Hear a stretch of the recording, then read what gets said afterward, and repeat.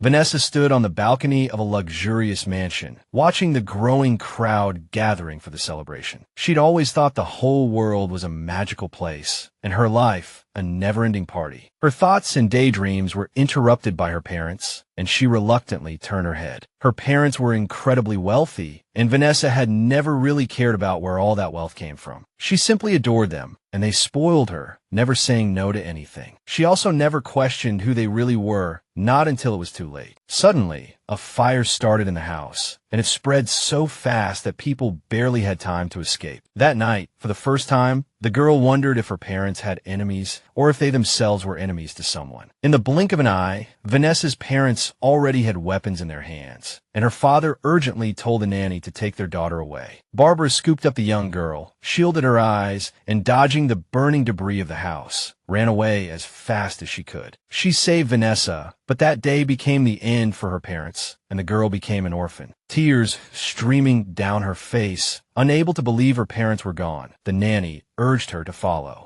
The nanny comforted the orphan girl, promising to make her stronger than her parents. At this moment, Vanessa only felt that Barbara was strong, but Barbara's strength lay in protecting children, the children she still looked after. Barbara could teach the girl how to protect children just like her. At first, Vanessa didn't really understand what Barbara meant. She had just lost her parents and was all alone. But then she realized she couldn't just give up. She had always trusted Barbara, so she agreed to train under her guidance. For the next 8 years, Vanessa lived in a top-secret elite nanny academy, the location of which no one knew. Mrs. Barbara took her under her wing, trained her, and raised her. Now Vanessa felt more confident and capable. Years later, Barbara became the headmistress of the academy, a role that actually made Vanessa feel proud. After years of difficult lessons and training, Vanessa was ready for her first important assignment. Just before meeting with the headmistress, Barbara was talking to a man named Mr. Pavarone about a good deal. The headmistress promised that with such a salary, they could arrange for him the best and most experienced nanny, but he needed a fresh face, someone who had never looked after children before. Barbara took out the list of nannies waiting for their first job and handed it to Mr. Pavarone. Mr. Pavarone wondered if all these names were qualified. Barbara assured him that every one of their graduates was proficient in all the basics. They were all professionals. In child development and psychology, another must-have skill was knowing first aid. They even taught self-defense, so that nannies could protect the children in times of crisis. They also considered it important for all staff to be proficient in driving cars and other vehicles. Cybersecurity was also a major concern, so they trained the staff in computer literacy. Barbara also mentioned skills like managing household chores, budgeting, and politics. The headmistress then asked Mr. Pavarone why he needed an elite nanny. Oscar Pavarone recalled a conversation he had with a man 2 weeks prior. The man admitted he messed up in front of his boss and promised to fix it, but Oscar only wanted the ledgers. He was going to bill the man, and he had to pay. Mr. Pavarone said he would let Jack know when he needed his help. He added, though, that he also needed milk, but Jack didn't understand. His son, Cody, loved chocolate milk, and now Oscar wanted Jack to provide it. The child walked towards Oscar, and the man didn't know why he looked so scared. But the child struck a threatening pose and demanded that Jack give double the portion for his mistake. Oscar later asked the child why he wasn't quiet as promised, but the child had his own demands. Jack approached with trembling hands, holding a carton of milk, asking if anything else was needed. Oscar yelled no, but Cody confirmed his order and reached for the carton. Mr. Pavarone grabbed his son, hoisted him onto his shoulder, and started walking out, while the child kept begging for milk. Sitting in his office, Oscar didn't give any fancy explanations, just said that the child's mother was gone and he needed someone to look after him. Barbara assured him that the child would be well taken care of, then asked if he wanted a specific candidate. Oscar looked through the staff files, but didn't linger on any of them for too long. Soon he pointed to Vanessa's resume. Something about her felt right. He pushed the file over, flatly demanding that the girl be assigned to his child. Barbara raised an eyebrow. Do you have a large family network? When he said no, Barbara shook her head. Then I can't recommend her. Instead, she recommended another candidate who spoke Italian and one who specialized in self-defense. Pavarone wouldn't have it. He repeated, "I want Vanessa." Barbara gave her a look that said, "You're being unreasonable," but she couldn't refuse. The pay was too good. A few minutes later, she called Vanessa in. The girl had been waiting. She was a little nervous, as this was her first job, but she had faith in herself. When she walked in, Barbara had her back to her. Barbara, still with her back turned, announced without moving, "You have a job today." Vanessa's heart leaped. Without hesitation, she exclaimed, "I'm totally ready." "I've been ready." But Barbara interrupted her, admitting she hadn't actually chosen this assignment for her student. The girl was curious why. The headmistress turned around and explained it was the client's choice. Then Barbara walked over to the desk and pulled out a file, stating flatly, "His name is Oscar Pavarone." Hearing the surname, the girl froze. The name was all too familiar. Vanessa remembered the headlines about the Pavarone family's retaliation, the mafia family she'd always believed responsible for burning down her home years ago. Barbara immediately warned her against taking the job. "I'm passing the job along to you, but you have the right to refuse," she said. But the girl couldn't give up her first assignment, especially after her former nanny had done so much for her. Memories of the past flooded back. She still didn't understand why they had done it. Until now, she thought she'd never get answers. But now the opportunity was right in front of her. She remembered Barbara's promise to make her stronger, and now she was ready. Without hesitation, Vanessa declared, "I'm ready to accept this mission. I'll start immediately." The headmistress herself had doubts about accepting the job because of the girl's past, which is precisely why she agreed. In addition, Vanessa also considered that Mr. Pavarone had a young child. Since he was just a child, he needed protection, and she was ready to provide it. And Vanessa hoped that by going there, she would finally learn the truth about the tragedy that had occurred that day. Later, Barbara met with Mr. Pavarone again. He was only concerned with whether she had signed the contract. The headmistress confirmed that she had. Vanessa had already packed her bags and was ready to go with her new boss. As soon as she entered, Barbara took her directly to the person she would be serving. She announced his full name, and he stood to the side, clearly uninterested in chatting with the new nanny. But he turned around, and now Vanessa could get a good look at the man she would be dealing with. Oscar was surprisingly young and breathtakingly handsome. She hadn't expected that. She even forgot to say hello. Mr. Pavarone decided to break the silence, glancing at Barbara and asking, "Does this nanny speak?" The question immediately made her think he was a complete jerk, but she continued to stare at him. Finally, she spoke, shaking his hand and introducing herself. She added that it was a pleasure to meet him and to work for him, to which he politely responded. Afterward, Oscar told her to get in the car when she was ready. As he walked away, Barbara quickly told her about the duties she needed to handle. The headmistress reminded her not to divulge secrets or embarrass her boss. She swore not to slack off or fall in love and promised not to disappoint her mentor. Vanessa, confident she could handle everything and already proud of herself, walked towards the car with a clear mind. Adam, the driver, immediately came over and offered to help her put her luggage in the trunk. He thought the girl was cute and decided to give the new employee some quick work advice. He advised Vanessa not to let fear affect her, as the child was only 4 years old, but she wasn't afraid in the first place. She politely thanked him and went to take her seat in the car. There she saw Mr. Pavarone and his son, an unexpected sight. Composing herself, she immediately spoke to the boy, confirming if he was Oscar's son. The boy started to introduce himself as Cordell, but his dad interjected that everyone called him Cody. Vanessa didn't forget her manners. She expressed her pleasure at meeting the boy. Cody turned to his dad and said he didn't trust the woman and that she smelled like oranges. Vanessa, confused as to why the child would say that, discreetly sniffed herself to see if she actually smelled of oranges. Vanessa then asked Mr. Pavarone where they were going, and the child blurted out, before his father could answer,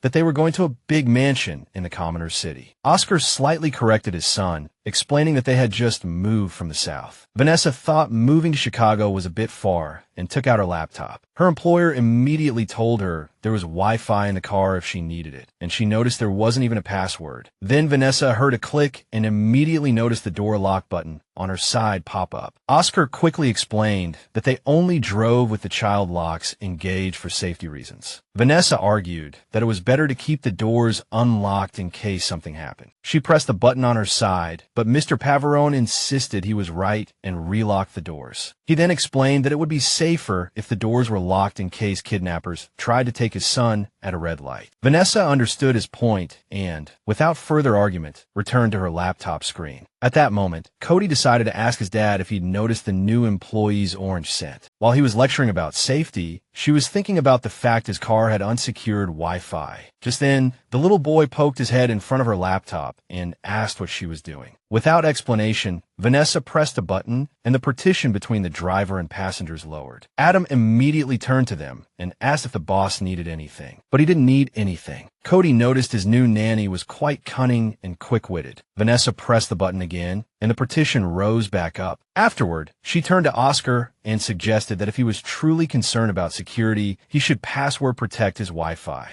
Mr. Pavarone squinted at the girl, but knew she was right, so he agreed. Soon after, they arrived at the Pavarone family's large house in the Chicago suburbs. Adam immediately told Vanessa to follow Oscar, saying he would handle the luggage himself. The girl quickly scanned the place, surprised to find there was no security whatsoever, no cameras at all. Upon entering the house, Oscar explained that Vanessa's room was on the second floor, the second door on the left, and then he turned to the boy and explained that from now on he was to follow this girl's lead, but the child wanted to stay with his dad. Oscar insisted that from today onward, Cody should go to Vanessa with any questions. He also decided he would no longer take the boy on business trips. Cody threw a tantrum, thinking his dad believed he wasn't helpful in business. Mr. Pavarone really didn't want the boy involved, but Cody kept insisting his dad needed him. This really upset young Cody. He threw his drink on the floor and stormed out of the house. Oscar explained that it was difficult without a mother. Vanessa noticed the child was really attached to his father. Then she asked if Cody knew what Oscar actually did. The man asked Vanessa if she knew, and she immediately recalled the records about his business. She admitted to browsing some news, but hadn't delved deeply into his business. Oscar finally decided to level with the girl, telling her very frankly that he was actually the right-hand man of the Pavarone godfather. Vanessa knew that as the right hand of the mafia boss, he was almost as powerful as the godfather himself. He then admitted he had many enemies, more than anyone, and he was quite certain they would stop at nothing to get to his only son. The boy was important. After all, the Pavarone heir. Oscar finished by saying that this was why he needed her to protect the child. Vanessa promised she would do her best. This eased Mr. Pavarone's worries. He felt they wouldn't encounter any problems. Vanessa immediately started asking about her duties and listed some of her cybersecurity skills. But none of that was needed. She only needed to care for Cody, even though she hadn't yet realized she would be his nanny. Then she again mentioned the lack of bodyguards and the need to vet the staff. Oscar stepped in front of Vanessa and repeated again that her only job was to look after his son. Vanessa noticed the soda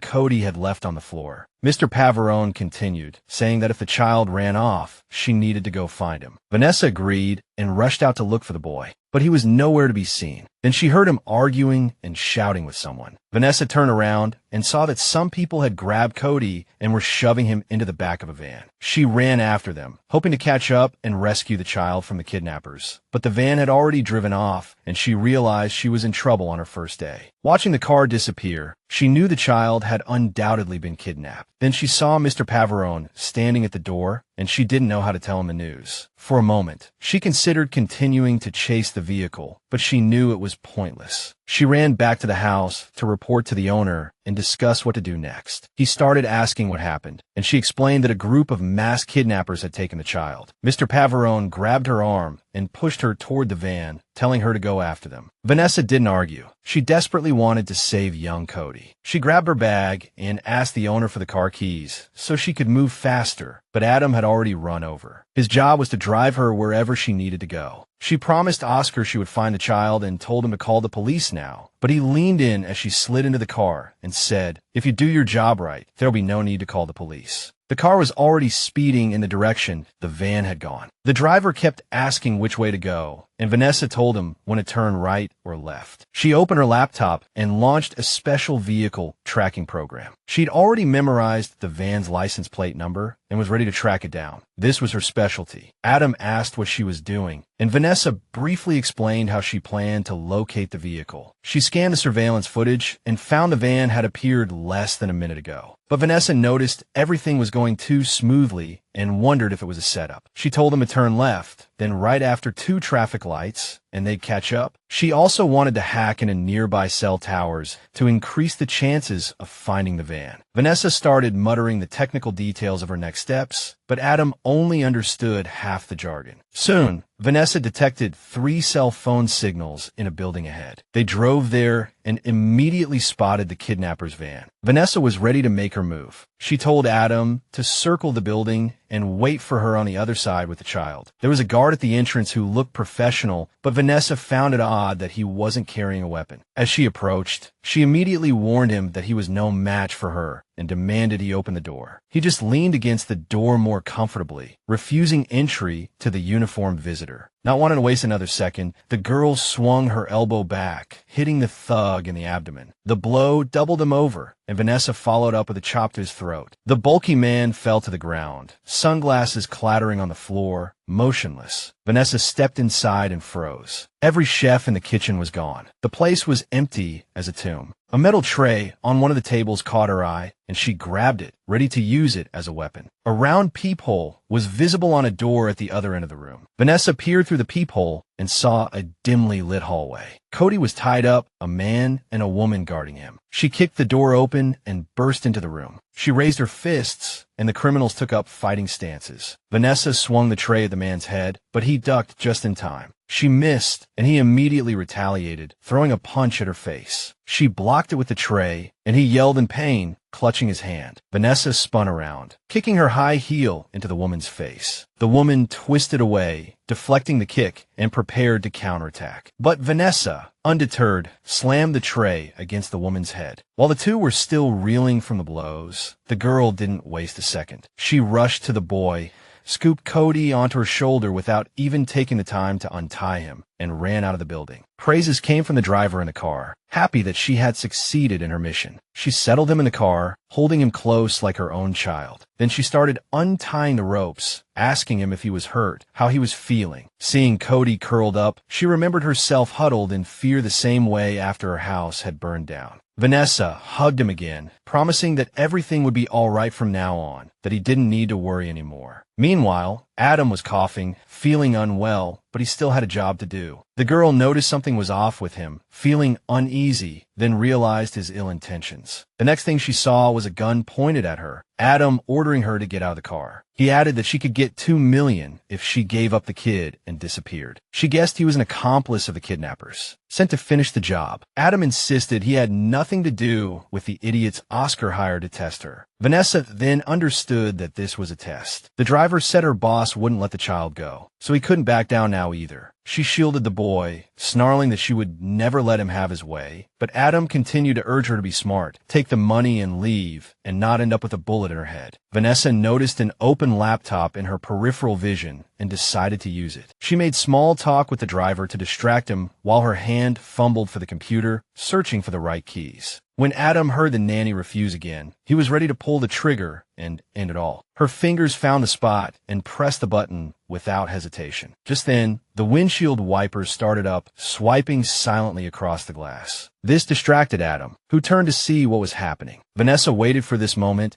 and immediately pressed another key on the laptop. The driver's side window suddenly rolled up, trapping Adam's hand and forcing him to release the gun. At the same time, she grabbed the child and pushed open the passenger door. Then she fell hard to the ground, letting Cody land on top of her to avoid injury. Then she quickly got up with the child in her arms and ran away before Adam could free himself. As she ran, she comforted the child, telling him they would be home soon and that he was a true hero. When Vanessa arrived at the house, she saw Adam's car already parked in the driveway. A bad feeling flashed through her mind. Then she saw the driver standing next to Mr. Pavarone, acting as if nothing had happened. Cody broke free from her embrace and ran to his father. Vanessa already sensed something was off. Oscar ruffled the child's hair and gave a nanny a thumbs up for handling the situation well, telling her she was hired. She understood. Adam's entire performance was part of this test. He was just doing his job. Pavarone admitted he messed up. Vanessa had slipped away before he could pull the trigger. Although slightly annoyed, she reiterated that the car doors should have remained unlocked in such a situation. Oscar agreed, and Cody even started praising her, saying she was awesome, quick, and had hugged him. Vanessa realized he had involved his son, but he must have warned Cody beforehand, not wanting to risk traumatizing the child. Oscar used this to test whether she could be intimidated or bribed, and he was satisfied with the results. He explained that previous nannies had gone through the same thing. Vanessa promised to take good care of Cody and asked for his trust. Pavarone couldn't promise that. He didn't trust anyone or anything. When Vanessa asked why, he admitted his wife had disappeared a year ago. He pulled a blood-stained wedding ring from his pocket, sized for a woman's finger. He added that the police were hiding some facts. His wife had been murdered. Grief filled Oscar's face, and he even closed his eyes, remembering his wife. Vanessa noticed little Cody looked distressed when his father mentioned his mother. She realized the child was also suffering and asked her employer not to bring it up now. The timing was indeed bad. Oscar understood the girl's point and told his son to go back to his room, but the boy retorted that he was perfectly fine and didn't want to go back inside. Vanessa noticed the windows and asked where the child's room was specifically. He frowned, not understanding why the new nanny cared about his window view.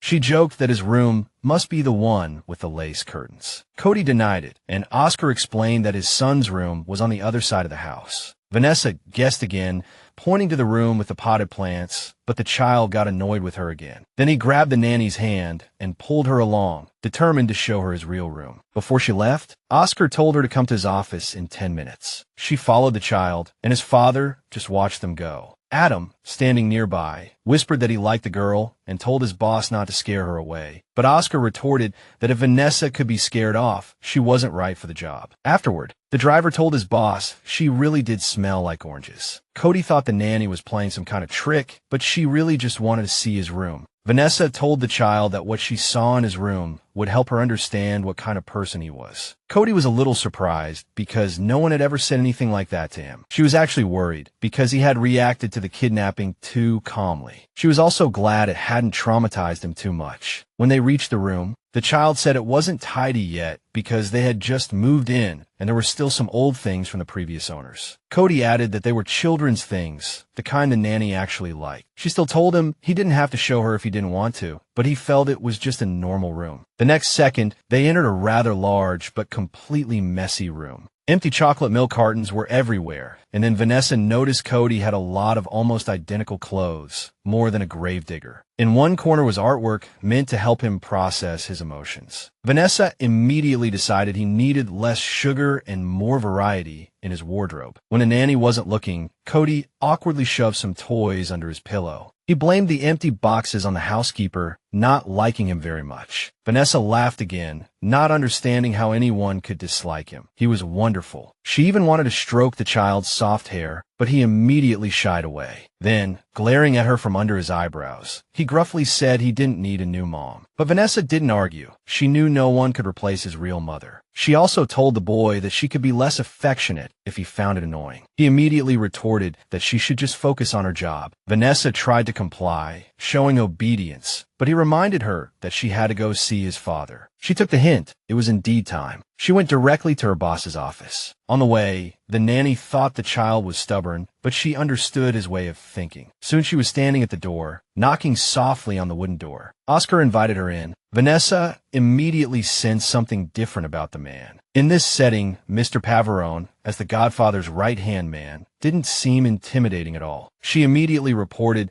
that she had left Cody in his room and asked if that was all right. Oscar explained that his presence at home was perfectly normal, admitting he had indeed pushed her earlier. However, Vanessa felt it wasn't just a nudge, but quite the opposite. She assured her boss that whatever the cost, she would get to the bottom of it. Vanessa pointed out that whoever killed Mrs. Pavarone was now after their son as well. She was prepared to protect the boy and uncover the whole truth to ensure Cody's safety. Oscar confirmed the threats began when his uncle, the mafia godfather, designated the child as his heir. She noted that the contract never mentioned the family being in danger, adding that such a responsibility wasn't part of their agreement. Vanessa realized her boss hadn't carefully read the fine print and intended to use this to her advantage. Oscar reminded her of her self-defense training, but she countered that she was still a novice and he should hire someone more experienced. Mr. Pavarone insisted he'd hired exactly who he needed, needed, something she initially didn't understand. Asking him to clarify, for a moment she even thought he knew her past, guessing she was there seeking answers. But Oscar simply stated he didn't need anyone else and wanted to know how much the nanny required to stay. Vanessa, realizing the job was far more significant than she'd initially thought, found him starting to offer various compensations. He offered a raise, even though she'd already planned to renegotiate the terms. When she remained silent, Oscar continued to sweeten the deal. A villa in Mallorca, political connections, and other such perks. But she reasoned these meant nothing if she failed. She desperately wanted to know why he needed her. She requested full access from her boss. Mr. Pavarone asked her to be clear, and she added that she needed absolutely everything, as it would help protect the boy. Oscar found her request intriguing. Her work ethic seemed selfless. But Vanessa insisted she just wanted to survive this job, so she wanted every possible advantage. The boss hesitated. Some things he couldn't give her, like business accounts or client information. The nanny stated she wasn't interested in his business and promised not to pry. The conversation became increasingly interesting for Oscar, so he asked again what she wanted. Mr. Pavarone also wondered what was in it for her, why she was so insistent about everything. After quickly weighing her options, Vanessa announced she had a more personal request. Taking a deep breath, she asked her boss for a guaranteed, excellent letter of recommendation. After all, she was risking her life for Cody, and if everything went well, she wanted her work properly recognized. She also requested Oscar sponsor her an elite nanny academy. After hearing Vanessa out, Mr. Pavarone found her requests rather insignificant. She reiterated her point, and he promised to do so when he left Chicago in a year. Then Oscar gave her a menacing look, stating that if anything happened to his son, things would be very different. If that happened, she would wish she'd died on the job. Although Vanessa wasn't easily intimidated, those words gave her pause. His expression was so frightening she almost thought he was going to hit her. But he didn't. He simply told her to make herself at home. As she left the office, she knew he meant every word. His look said it all. Vanessa knew perfectly well that he would slowly torture her to death for any mistake. But she was well trained. Elite nannies didn't make mistakes. Then, in the hallway, she ran into the driver, who was carrying her suitcase to her room. Although she could have carried it herself, Adam felt she'd been through enough that day and expressed his happiness that she was staying. He was about to take the luggage upstairs and invited her to look around, explaining that unless something irredeemable happened, this would be her home for the next year. Vanessa studied the man, unsure if he was on her side or against her. She took his advice and began exploring, discovering the place was like a small palace. Then she decided to take a walk in the garden to get a feel for how tight security was. At the entrance, she saw one of the guards she'd informally met before. He was the same guard she'd recently subdued to save the child. Reaching the fence, she found it was 3 meters high, topped with barbed wire. Worse, she discovered several other large men like the first one patrolling the perimeter. Continuing her walk,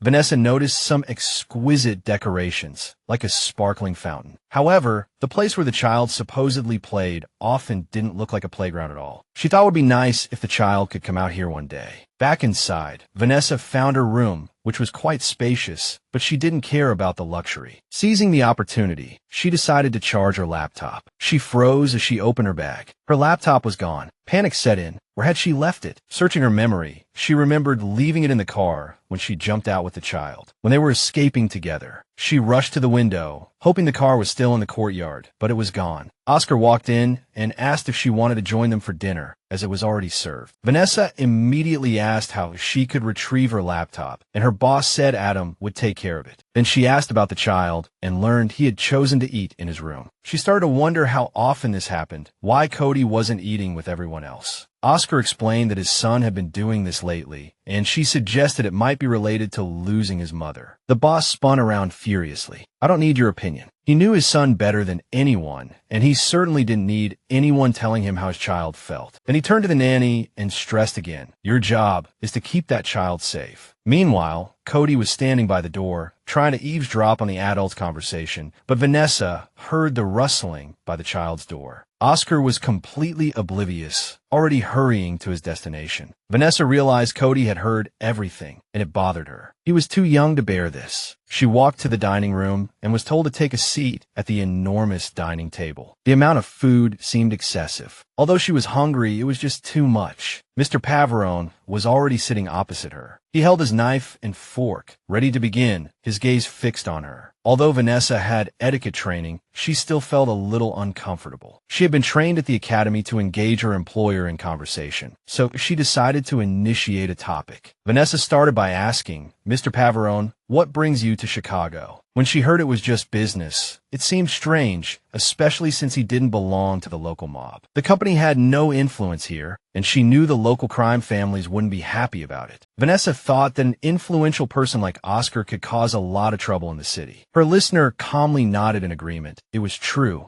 The nanny could see that Oscar felt no remorse, as if he didn't understand how much danger he was putting his son in. But she didn't end the conversation, deciding to ask her boss a few more questions. Vanessa wondered what Oscar's goals were for the coming year, but he seemed a bit confused by the question. She explained that if there were no big plans, she could help the child learn a language or some other skill. Mr. Pavarone paused before answering, seemingly weighing the suggestion. Vanessa noticed that Oscar did consider it. He knew the child really needed to learn something. But as the future Pavarone heir, he also expected Cody to live up to certain expectations. The dining room door suddenly opened, and a maid entered, bringing a drink to the table. Vanessa found the maid's appearance at this moment strange, suspicious. She noticed that all these people were odd, like ghosts. Apart from the driver, she hadn't seen anyone else. Vanessa also wondered why only she had been invited to dine with the boss. Then she thought it might be because it was her first day and decided to accept this strange welcome. She then began to inquire about Cody's usual activities and learned that his father usually took him to work. She thought this was inappropriate for the child and stated directly that this couldn't happen anymore. She noticed his mood change, even a visible clenching of his fists. Then Mr. Pavarone asked the maid, Julia, to step out for a moment, indicating he had something to say. Vanessa caught the maid's curious glance, realizing again that something was definitely not right. Then Oscar stood up and told the nanny to follow him, walking towards the door. She wanted to ask him something, but he told her to shut up for now. A bodyguard, as usual, stood by the door, and Mr. Pavarone gave him a quick gesture. As she passed the bulky bodyguard, she thought he would do something to her, but he remained in place while Oscar grabbed her wrist and pulled her in another direction. She was slightly relieved he wasn't scolding her in front of the others, but honestly, it felt excessive. When they stopped, Vanessa immediately started to apologize. Apologizing for saying too much, but Mr. Pavarone interrupted her, saying there was absolutely no need for apologies. He completely agreed with her. Then he demanded she act scared, but she didn't understand why he needed that. Mr. Pavarone tightened his grip on her hands, repeating his demand. She finally complied. The bodyguard watched as the boss shook the girl violently, her screams echoing as if she were dying. Oscar dragged her behind a tree again, growling that Cody was his only priority. He was about to say more when a rustling sound interrupted him. The boss immediately shut up. A second later, a guard appeared in view, his imposing figure blocking the moonlight. The boss sharply ordered the guard to explain what was going on. It turned out there was trouble in Sector 3. Oscar knew this was no small matter. He told the girl to pause their conversation and disappeared on his own to deal with it. Vanessa tried to figure out why this man never spoke in front of others. The next morning, she heard Cody yelling at someone outside his room, his voice sharp as a knife. He threatened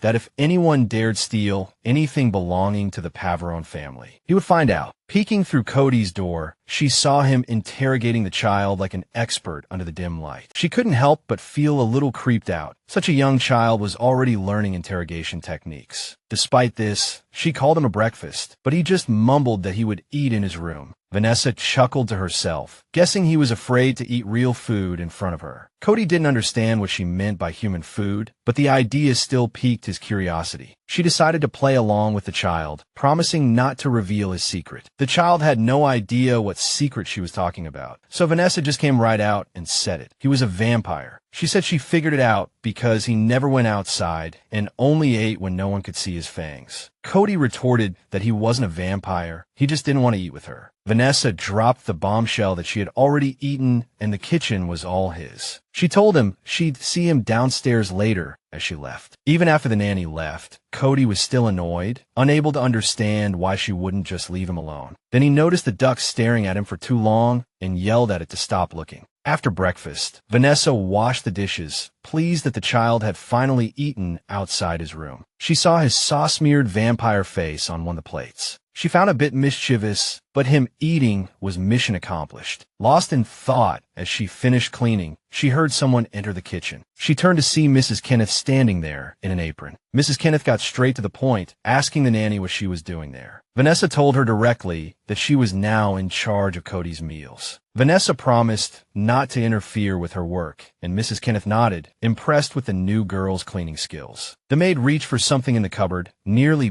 bumping into Vanessa, explaining that Mr. Pavarone wanted coffee. While making the coffee, Mrs. Kenneth asked her how she slept, and she lied, saying everything was fine. In reality, she hadn't slept a wink all night, constantly feeling like someone was watching her. Vanessa started asking the maid if she had seen her much-needed laptop, but Mrs. Kenneth didn't understand what was so good about all this technology, thinking books were better. Just then, the master's voice came from the doorway, asking where his coffee was. Vanessa turned and noticed Mr. Pavarone now looked calm, but she was sure he was just pretending nothing had happened last night. Oscar noticed the girl's curious gaze and guessed what she was thinking. She didn't say anything, just want to check on young Cody. Meanwhile, Vanessa still couldn't figure out her boss. Yesterday, he'd wanted to tell her something about his son. Approaching the child's room, she heard him talking tough to a duck again, and then she understood who he was learning it from. While the child was busy, Vanessa decided to check on her laptop. Entering her room, she found the device placed on the small table. Eager to check it, Vanessa seized the opportunity and started working on it. Since Oscar hadn't told her anything about his past, she decided to do a quick online search. She opened the laptop and immediately typed in Pavarone Southern Crime. She soon read that the family had been running a mafia organization for over 100 years. Oscar's uncle was now the godfather because his brother had passed the leadership to him after his death. The uncle had no sons, so his nephew became the second in command, and Cody was now the heir. The girl began to understand why the child was so serious, why he behaved the way he did. Vanessa then decided to check the dark web for information about the Pavarones, started to type rapidly on the keyboard. On some websites, she read that even in the short time he'd been here, he'd already made a lot of enemies. But Vanessa couldn't understand why this man was causing himself so much trouble. Then it suddenly occurred to her that Mr. Pavarone might have ended all his business in the South. She heard Cody calling her crazy aunt, but she didn't care. The girl slammed her laptop shut and ran to see what the child needed. Entering his room, she saw an origami duck in her laptop bag, and Cody was rummaging through things. The child couldn't find his favorite tie, even though he was supposed to be going out with his father. Tonight, the girl realized Cody didn't know his father was planning to leave him at home and started thinking about how to tell him. She suggested they stay home and play, letting Mr. Pavarone handle his business. But Cody was convinced his father needed his help, especially since he was going to meet people who hated the Pavarone family. This was news to Vanessa, who wondered how a child could know such things. Cody also believed that his presence would cause people to underestimate his father, giving them an advantage. Suddenly, the child started pleading with the nanny to back him up when his father arrived. The girl didn't know how to respond. Just then, Oscar walked in and ordered his son to stay with Vanessa. He planned to be back by tomorrow night, believing it was safer for his son to stay home. This upset the child, who tried to remind his father about his uncle's request, but Oscar was unmoved, insisting it was safer for Cody to stay home. As he was leaving, Mr. Pavarone turned to the nanny and told her to keep a close eye on his son. The girl seized the opportunity and asked her boss to wait a moment. He didn't understand why she'd stopped him, but figured it might be important. Cody stared intently at the nanny, praying she would ask his father to take him along. But the girl didn't mention it, instead asking to use his security system again. At that moment, the child felt the sting of betrayal, as if the last glimmer of hope in his chest had been crushed. Oscar didn't have time to deal with it now, but promised to talk to Vanessa when he returned. With that, Mr. Pavarone closed the door and left, leaving his son and the nanny, who was now furious with the world. The girl tried to lighten the mood, suggesting they have something to eat, but Cody wanted nothing, telling the nanny to leave him alone. Vanessa tried to say something, but Cody yelled at her to go away. She still tried to persuade him, promising they would have fun together. But the child didn't think it would be fun at all, believing his father had simply abandoned him. Vanessa had no choice but to leave his room. He slammed the door behind her. In a way, she completely understood how Cody felt. She had experienced something similar herself. The memory of the house fire came flooding back, and that wasn't fun either. Vanessa couldn't sleep again that night, paranoia gnawing at her like a rat. She meticulously searched the entire room for cameras, finding nothing, but the eerie feeling lingered. Despite this, she had to keep going, acting as if nothing had happened. Looking around the perfect little room, she couldn't help but wonder if something terrible was hidden there. But when Vanessa noticed the sunrise, she decided to step onto the balcony and bask in the sunlight. She stayed there for a while, then returned to the room and decided to do a quick online search. She immediately saw Cody lying comfortably on her bed and invited him to breakfast. The child kept refusing, so Vanessa suggested taking him to the park. During breakfast, Cody still refused to touch her disgusting food and didn't want to go out, but suddenly became interested in the park, asking the nanny for more details. The girl told him there was an outdoor playground and mentioned a zoo somewhere else, but that it smelled bad. He admitted he actually liked Balboa Park, but Vanessa didn't know where that was. He explained that it was downtown, between the rivers, with lots of trees, benches, and fountains. He also said he used to go there with his dad to feed the ducks. Knowing her boss's personality, she tried to picture the scene in her mind. She agreed to go with Cody, but only on the condition that he ate breakfast first. A while later, Vanessa watched her young charge scattering breadcrumbs to the ducks. He kept telling them not to fight, saying he had enough bread for all of them, but they just kept quacking. Watching Cody, the nanny realized how much the child missed his often absent father. Soon, the boy grew tired of feeding the squabbling ducks and threw the rest of the bread into the fountain. He turned to Vanessa and asked her to buy him ice cream. Vanessa pointed out that it was almost lunchtime and she didn't want to spoil his appetite. But the child pleaded again, this time adding please and mentioning that his dad always bought him ice cream. At that moment, the child looked so adorable that Vanessa's heart melted, but she only agreed to one scoop. She pointed to the ice cream stand and told him to follow her. Cody argued that his dad always bought it from Old Town because they had pistachio flavor there. Since he really wanted pistachio, she agreed, and they walked towards Old Town. It was crowded with tourists. It was chaotic. Vanessa immediately ordered him pistachio with chocolate chips. She attempted to speak French with the vendor, but faltered when it became clear they didn't understand her. The waffle cone was ready in seconds, and as she pulled out her phone to pay, Cody was already eyeing the ice cream eagerly, ready to devour it. But suddenly, he bolted as if chased by the mafia, disappearing into the crowd before Vanessa could even register which way he'd gone. She ran after him, but he had already turned the corner. At first, the girl couldn't understand why Cody hadn't taken the ice cream he'd been begging for. She started calling him, but he didn't answer, so she began to guess where Oscar's child might have gone. Meanwhile, Mr. Pavarone was driving to an important meeting, using the journey to gather his thoughts. Soon, his driver informed him of an incoming video call, asking who it was. Adam immediately said it was his uncle who wanted to chat, but Oscar didn't feel like talking to him at all at that moment. He just told Adam to see what Johnny wanted, calling him broad daylight. The driver didn't know the specifics, but told him not to keep his uncle waiting. So Oscar agreed and told the driver to answer the call. He opened his laptop in the car, and Mr. Pavarone pressed the button. His uncle's face appeared on the screen. The caller's voice sounded a little worried, and Oscar initially even thought something serious had happened. But then he started asking how things were going, and his nephew admitted there was still one more group to win over. After listening, Johnny told Oscar not to start a war. He knew his nephew's temper well. These Mexicans were savvy with weapons, but weak on luxury, which could be useful. Having connections with the loggers and ties within the Chinese trade network would also help. Johnny was pleased with this news. They would soon make their mark on the city. The people in Normandy had been waiting for Oscar to lay the groundwork, and he promised he would. Uncle Johnny specifically mentioned that the future empire would eventually go to his son. He also reminded his nephew never to forget who all this was for, and the younger man promised again to complete the task. After that, Uncle Johnny told him to come over once everything was ready, and then asked about his son.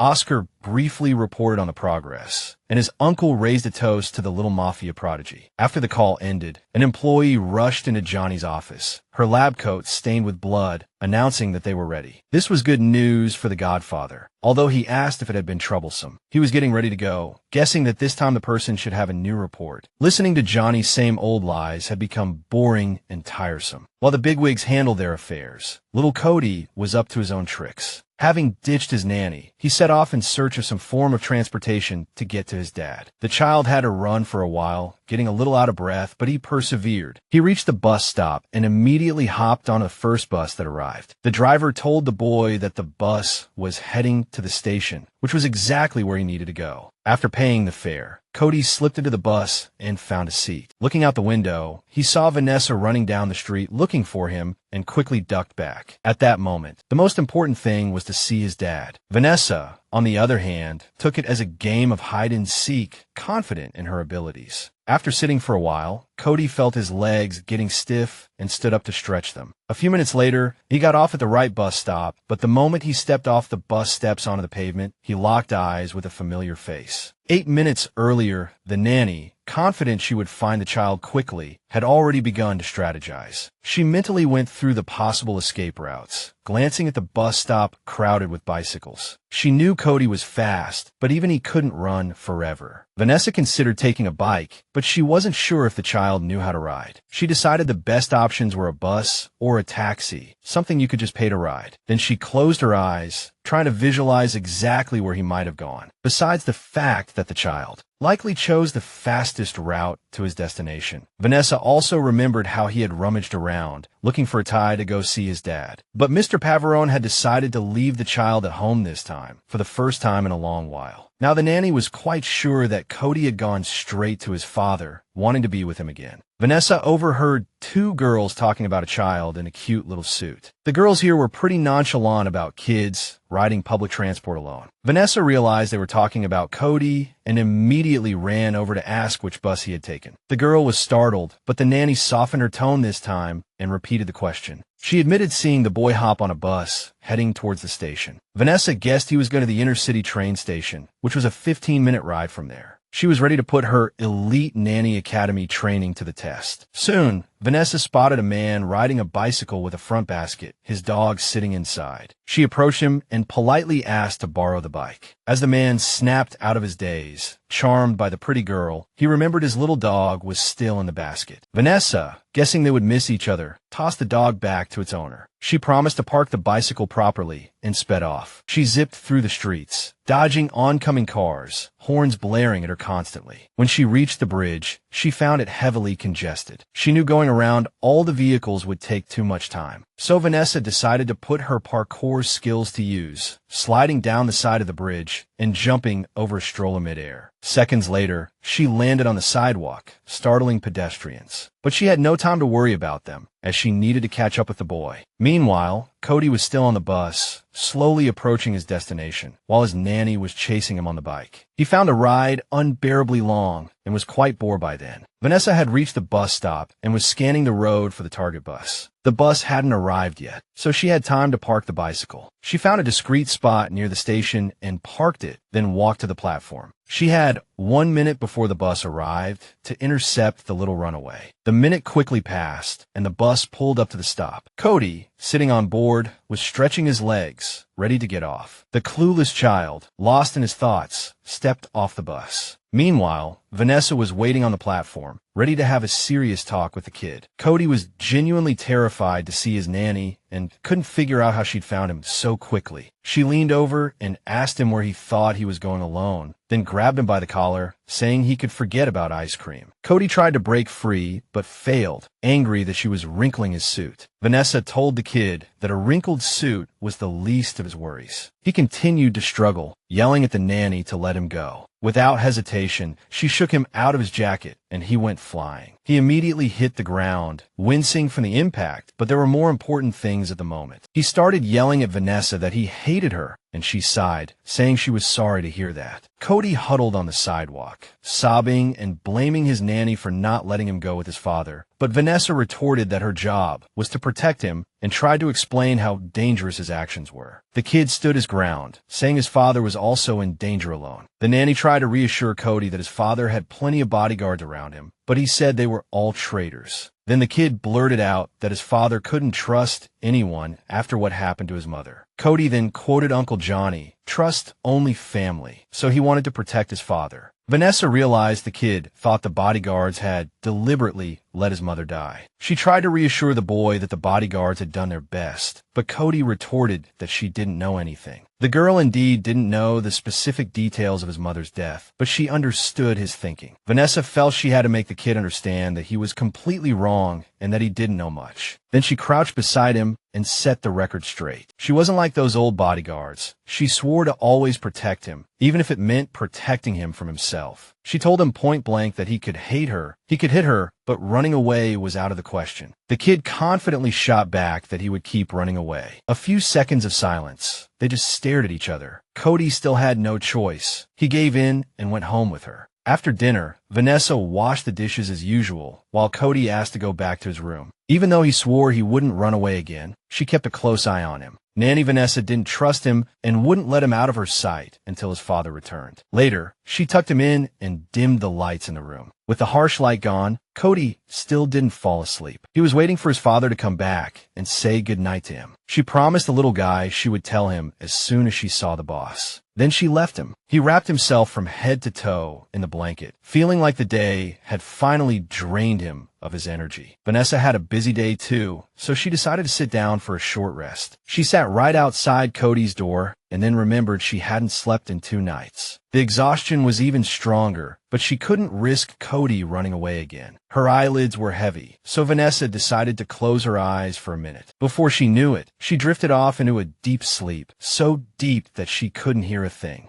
Mr. Pavelin found her curled up asleep by the door. Without waking the sleeping nanny, he went straight to check on his son. The child wasn't fully asleep yet, having just started to doze off when he heard his father return. Oscar leaned over to confirm he was back, and Cody mumbled that he missed him. His father asked how he got along with the nanny. The child admitted he almost ditched her, calling Vanessa silly and saying she tried to run after him to get his father. Oscar asked his son how he knew where he was. It turned out Adam always preset the GPS coordinates. Mr. Pavelin called his son a sly little fox, and Cody admitted he eavesdropped on the guard's conversation. This showed his son had good observation skills, which he was proud of. Then he confessed that Vanessa caught him, stopped him, and brought him back home. Oscar should have left, but he promised his son he would be by his side when he woke up. After wishing the child good night, he gently closed the door and left the room. There was one more issue to resolve. He had to deal with the person curled up asleep in a skirt, but he wasn't in a hurry. He first put on the shirt he had taken off earlier. The garment was soaked in blood, and Oscar didn't want his son to see him like that. He looked at Vanessa again, who now seemed as harmless as a kitten in his eyes. However, Mr. Pavelin knew that his son was safe no matter what. He bent down and softly called her name, trying to wake her. Hearing her boss whisper in her ear, the nanny opened her eyes, but didn't have the strength to sit up. Vanessa could only turn her head to look at him, realizing he had truly returned. Then Oscar helped her sit up, preparing to take her back to her room to lie down properly. But Vanessa, not wanting to bother her boss, insisted she could walk. He didn't argue and let go of her. As soon as he did, she almost fell again. Oscar immediately caught her before she hit the floor, insisting on taking her back. Vanessa knew she was exhausted. 2 sleepless nights had taken their toll. Her boss didn't blame her. He knew Cody just wanted to see him. On the other hand, the nanny decided to put a tracker in the child's shoes, an idea Oscar approved of. Mr. Pavelin continued to support the girl, who dozed off as they walked, finally getting her to her room. At some point, the girl buried her nose in his clothes and smelled a foul odor. Vanessa knew exactly what it was. Her boss reeked of blood. Oscar just smiled at her, saying it certainly didn't smell as good as oranges. Vanessa pushed him away, holding onto the furniture to try and get to her room on her own. She kept muttering that little Cody needed to stay away from all this. Oscar leaned in and warned her not to shout. If she valued her life, that is. She was surprised to realize her voice was indeed loud, not having noticed due to exhaustion, although she knew very well what her voice sounded like when she screamed. Her boss didn't want to argue anymore and just told her to go to sleep. But no matter how tired she was, how much she wanted to lie in bed, she couldn't fall asleep in this house. She tried to tell her boss that someone was watching her. The next moment, the nanny was in bed, exhausted, unable to utter a word. With her eyes closed, all she could think about was falling into a deep sleep. Pavelin was actually surprised Vanessa had noticed someone watching her. He thought she had good instincts, which honestly pleased him. She would need them. He knew she had a lot to face, but for now, let her rest. The next morning, Vanessa was elated to have finally slept and no longer felt like a walking corpse. Then she remembered Pavelin taking her back to her room last night, which made her feel a little awkward. It was strange that her danger sensor hadn't gone off that night, as Pavelin was supposed to be the one she should fear. But after interacting with these people, Vanessa found they weren't what she had imagined. Cody didn't seem like a damsel in distress who needed rescuing. Pavelin, the mobster, wasn't some cartoon villain either. She knew he wanted to keep his son safe, but why bring him to a chaotic place like Chicago? As she thought about it, Vanessa felt something didn't add up, but she couldn't put her finger on it. Then she remembered the moment her boss woke her up outside Cody's door, which made her feel a little guilty, as she had indeed felt a flicker of something within her then. She couldn't forget the Academy's rules about emotional attachment, but there was no time for distractions now. Vanessa knew she had to find answers now. Vanessa prepared to remind her boss again to give her full authority. This time, she really hoped he would agree. She told herself she had to turn her heart to stone when dealing with these mobsters. Lost in thought, Vanessa didn't notice Cody whizzing past her on an inflatable duck, nearly knocking her over. The boy was in such a hurry he didn't even make the turn properly, and the duck crashed into the corner. Vanessa decided to find out what was going on and why little Cody was in such a rush. She kept calling after him, asking him to stop and talk. Chasing after him, Vanessa arrived at a patio with a large swimming pool and several lounge chairs. She saw Mr. Pavelin sunbathing on one of them. His perfect physique flustered her for a moment. Oscar, seeing her, explained that today was pool day and nothing else was getting done. He also wanted to relax because last night he'd spotted that unfamiliar car near the gate again. He barely slept, looking out the window every now and then, and that's when he noticed the unfamiliar vehicle. The car had been circling his house 3 times this week. Mr. Pavelin found it strange that the mysterious watchers weren't even trying to hide. Meanwhile, he was creating his own version of an investigation board on a map, marking every incident. Soon, his work started to pay off, and a clearer picture began to emerge. Looking at the map and his markings again, Oscar even wondered if he was overdoing it. Then he went to tell his son, who was already eager to spend time with his dad. Mr. Pavelin promised the boy that he would definitely spend time with him the next day. Now, as they relaxed by the pool, Vanessa still couldn't figure out why today of all days. The pool was always in the patio. They could swim or sunbathe anytime. Then she saw Cody sprint full speed and jump into the pool with a splash. His dive created a huge splash, sending water her way, almost drenching her. Still, she wanted to take advantage of Oscar being with his son today and ask for system access again. Vanessa first suggested a quick vulnerability check and some improvements. Mr. Pavelin just scoffed, saying she had no idea what she was talking about. He took off his sunglasses and set them aside, leaning closer to her, making sure she heard every word. Then Oscar repeated that today was pool day and no work would be done. After getting enough sun, he headed toward the pool to cool off. Vanessa still didn't understand what this had to do with her. She wasn't family. The driver came over and immediately realized that the nanny was encountering this for the first time. She guessed it was part of the schedule, but Adam explained that these days were completely random. He then handed the nanny a towel, explaining it was specifically for her, hoping she would join them. The driver noticed she must be hot in her uniform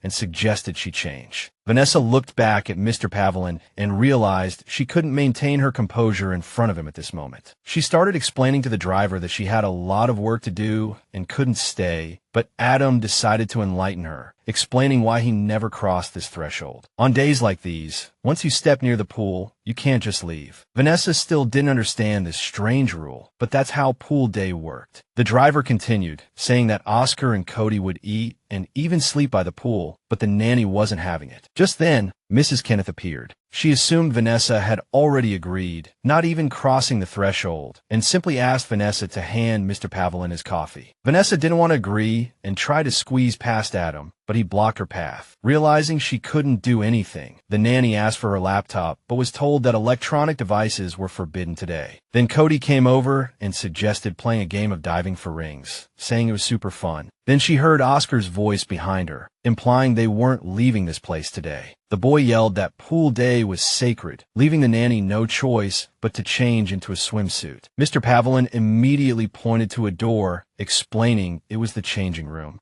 A while later, Vanessa stood there in her swimsuit, realizing her plans to get answers today were sunk. She decided to try and bond with Cody, softening his coldness towards her. Approaching the water, she saw Cody holding 3 rings, inviting her to play again. Meanwhile, Oscar sipped his coffee, watching his son and the nanny with amusement. Vanessa prepared to dive. She was going to make a big splash. The next second, she sliced through the air, head first into the water. Pavelin watched her perfect dive with curiosity, and seconds later, she disappeared underwater, then resurfaced, holding a ring. Cody immediately asked his dad if he saw it, receiving an affirmative nod, and then the boy declared to the nanny that he would grab the next ring faster than her. The next second, both of them dove underwater. Vina grabbed a ring. When they resurfaced, the little boy realized something was missing. While they were underwater, the nanny had snatched his little yellow duck floatie. Now she was teasing him playfully, but this only annoyed him more. She didn't actually take the ducky, though, and eventually joined him on a lounge chair to sunbathe. Oscar noticed they were having fun, but Vanessa found the child too energetic while the adults were resting. Cody kept splashing in the pool, completely unwilling to leave the water. Then Oscar remembered how the girl had eagerly wanted access to his security system not long ago, and this made him wary. He felt the nanny must have some hidden agenda. Hearing his words, Vanessa stopped chewing. Her boss, after listening to her explanation, had promised her full access. Oscar, lounging lazily on the deck chair like a model, said with a smile, "Is this kind of access enough?" It was a joke, but Vanessa, accustomed to his usual seriousness, couldn't understand that he was teasing her. For a moment, she even thought her boss had been replaced by a stranger. Just then, Adam, the driver, suddenly appeared at the door, saying he needed a word with his boss. Adam never disturbed Oscar without good reason, so he immediately got up and walked briskly over to see what the matter was. Vanessa almost thought Mr. Pavelin would just leave, and Cody noticed too. Adam briefed his boss on the situation, saying he needed to see it for himself. But Oscar couldn't just leave. It was pool day. He was relieved when his son spoke up, telling him to go. He saw that the child understood and wasn't upset, so he nodded and, before leaving, turned to Vanessa and told her to look after his son, then disappeared behind the door. Vanessa caught the flash of fear in her boss's eyes. Vanessa knew something bad had happened, but she didn't know what. Mr. Pavelin followed the driver towards the fence. Near the gate, he asked Adam if he had taken down the license plate number of the car that had passed by his house again. The driver admitted he had been in the kitchen, but he was sure those people had been following him for a while. Arriving at the scene, Oscar saw a disemboweled teddy bear hanging from a fence post, soaked in blood. He told Adam to check it for explosives or tracking devices, then burn it. Meanwhile, Vanessa noticed the boy's mood had dropped. She suggested another round of diving for the ring, but Cody was already bored. The nanny suggested a new game. Vanessa planned to guess things he liked, and if she guessed wrong, Cody could push her into the pool. Although the child thought the game was silly, the girl decided to play anyway, starting with guessing his favorite animal. Cody looked at her quizzically while she put on a thoughtful pose, then tried to guess his favorite animal, blurting out, "Giraffe." But that wasn't Cody's favorite, so he playfully pushed her into the pool. It seemed the game was finally starting to engage him, so he asked her to guess his favorite food. Vanessa was confident. After all, she was his nanny. How could she not know? After mentally reviewing all the foods he had eaten with relish, she guessed asparagus. But Vanessa guessed wrong again, and this time Cody pushed her into the water with more enthusiasm. She flipped into the pool dramatically, feigning shock at the child's shove. This made Cody laugh even harder, and he couldn't contain his giggles. Then he decided to admit that the nanny wasn't so bad after all. Vanessa saw Mr. Pavelin behind him and immediately understood he hadn't returned to continue swimming. Cody noticed her gaze and was happy to see his father back, but it was clear his father was looking for Vanessa. Mr. Pavelin told his son to call Adam if he wanted to continue swimming. Vanessa didn't wait. She was already climbing out of the pool, curious herself about what had happened. She immediately asked her boss what had happened, but he didn't want to discuss it in front of his son. He ripped the towel from his neck and threw it at the nanny's face, ordering her to dry off and be in his office in 10 minutes. Given the time frame, Vanessa knew she wouldn't have time to go back to her room and change. Cody told the nanny that Adam refused to swim with him because he hated getting his hair wet. The nanny found this amusing, her mind already racing with possibilities, but she still leaned in and asked him what his favorite food was, even though he didn't understand why she cared. Vanessa sweetly explained that she was making dinner and wanted to spoil the little darling. Cody admitted he liked a frozen dessert, like ice cream, but mixed with berries and nuts. The nanny realized the kid had won this round, but she promised to buy it anyway. He grinned and ran off to change. 10 minutes later, Vanessa knocked on her boss's office door, and he gruffly told her to come in.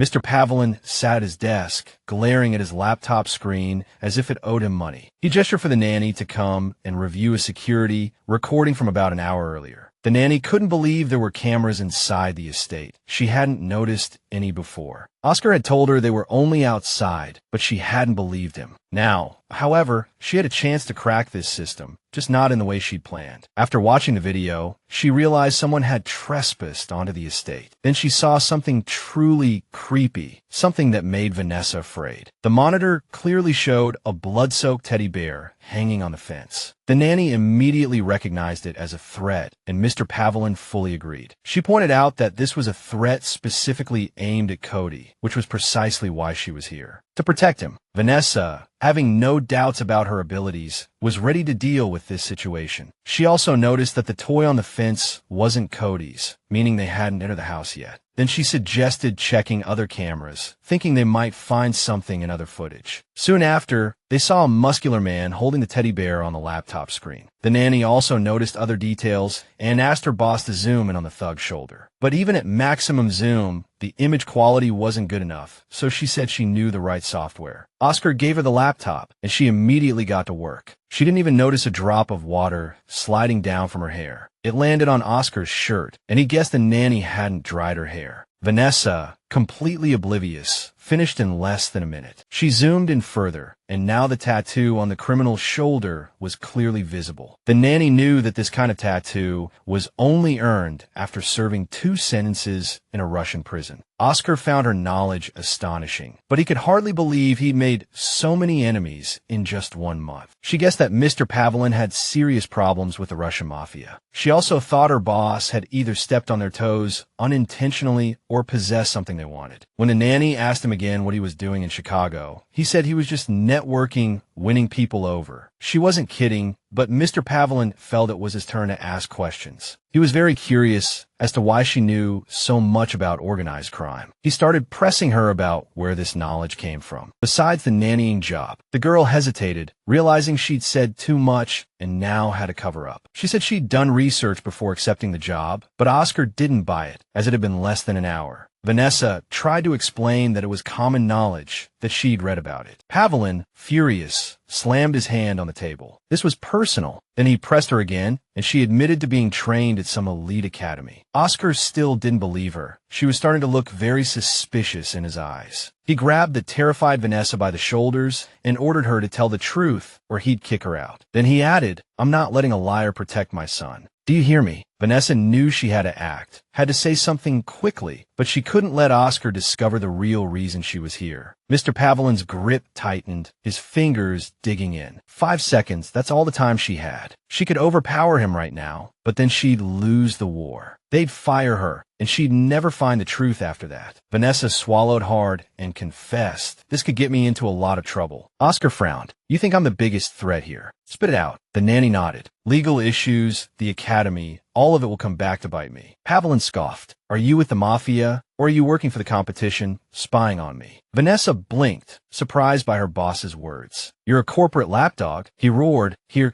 to sabotage me." Vanessa exclaimed, "I'm a freelancer." Oscar's eyes widened. "You're a mercenary." She feigned composure, lowering her head. "I guess I wasn't clear before. A freelance hacker, doing some illegal jobs on the side." She also mentioned they were called black hat hackers, those who were in desperate need of money. Then she started putting on a show, explaining that her actions didn't actually hurt anyone. Oscar remembered the day his son was kidnapped and how the nanny had tracked him down. She added that it wasn't that hard if you knew what you were doing. Vanessa didn't work with criminal organizations, cartels, or gangs. She just hung out on dark web forums where all the dirty secrets of criminals could be unearthed. Oscar wondered if her superiors knew about this, and Vanessa pleaded with him not to tell Barbara. Looking at her boss's expression, Vanessa realized he was starting to trust her again. He promised not to tell, but his expression made Vanessa. Her unease wasn't unfounded. Mr. Pavelin then asked the nanny to help him track someone down. Vanessa hoped it wouldn't be too difficult and asked who he was looking for. Oscar, without a word, picked up his laptop and showed her the criminal he was after. It wasn't a problem for Vanessa, but she needed a copy of the video to get started. Oscar handed her a tablet with all the files and told her to get to work. His kid was on his own now, leaving her boss's office. Vanessa wondered why he trusted her so quickly. Regardless, she'd agreed to take any job he offered in exchange for his silence. And Mr. Pavelin had given her a tablet connected to his network. Good heavens. Few people would hand over their data to a hacker, and she felt this might be another test. She swiped the screen,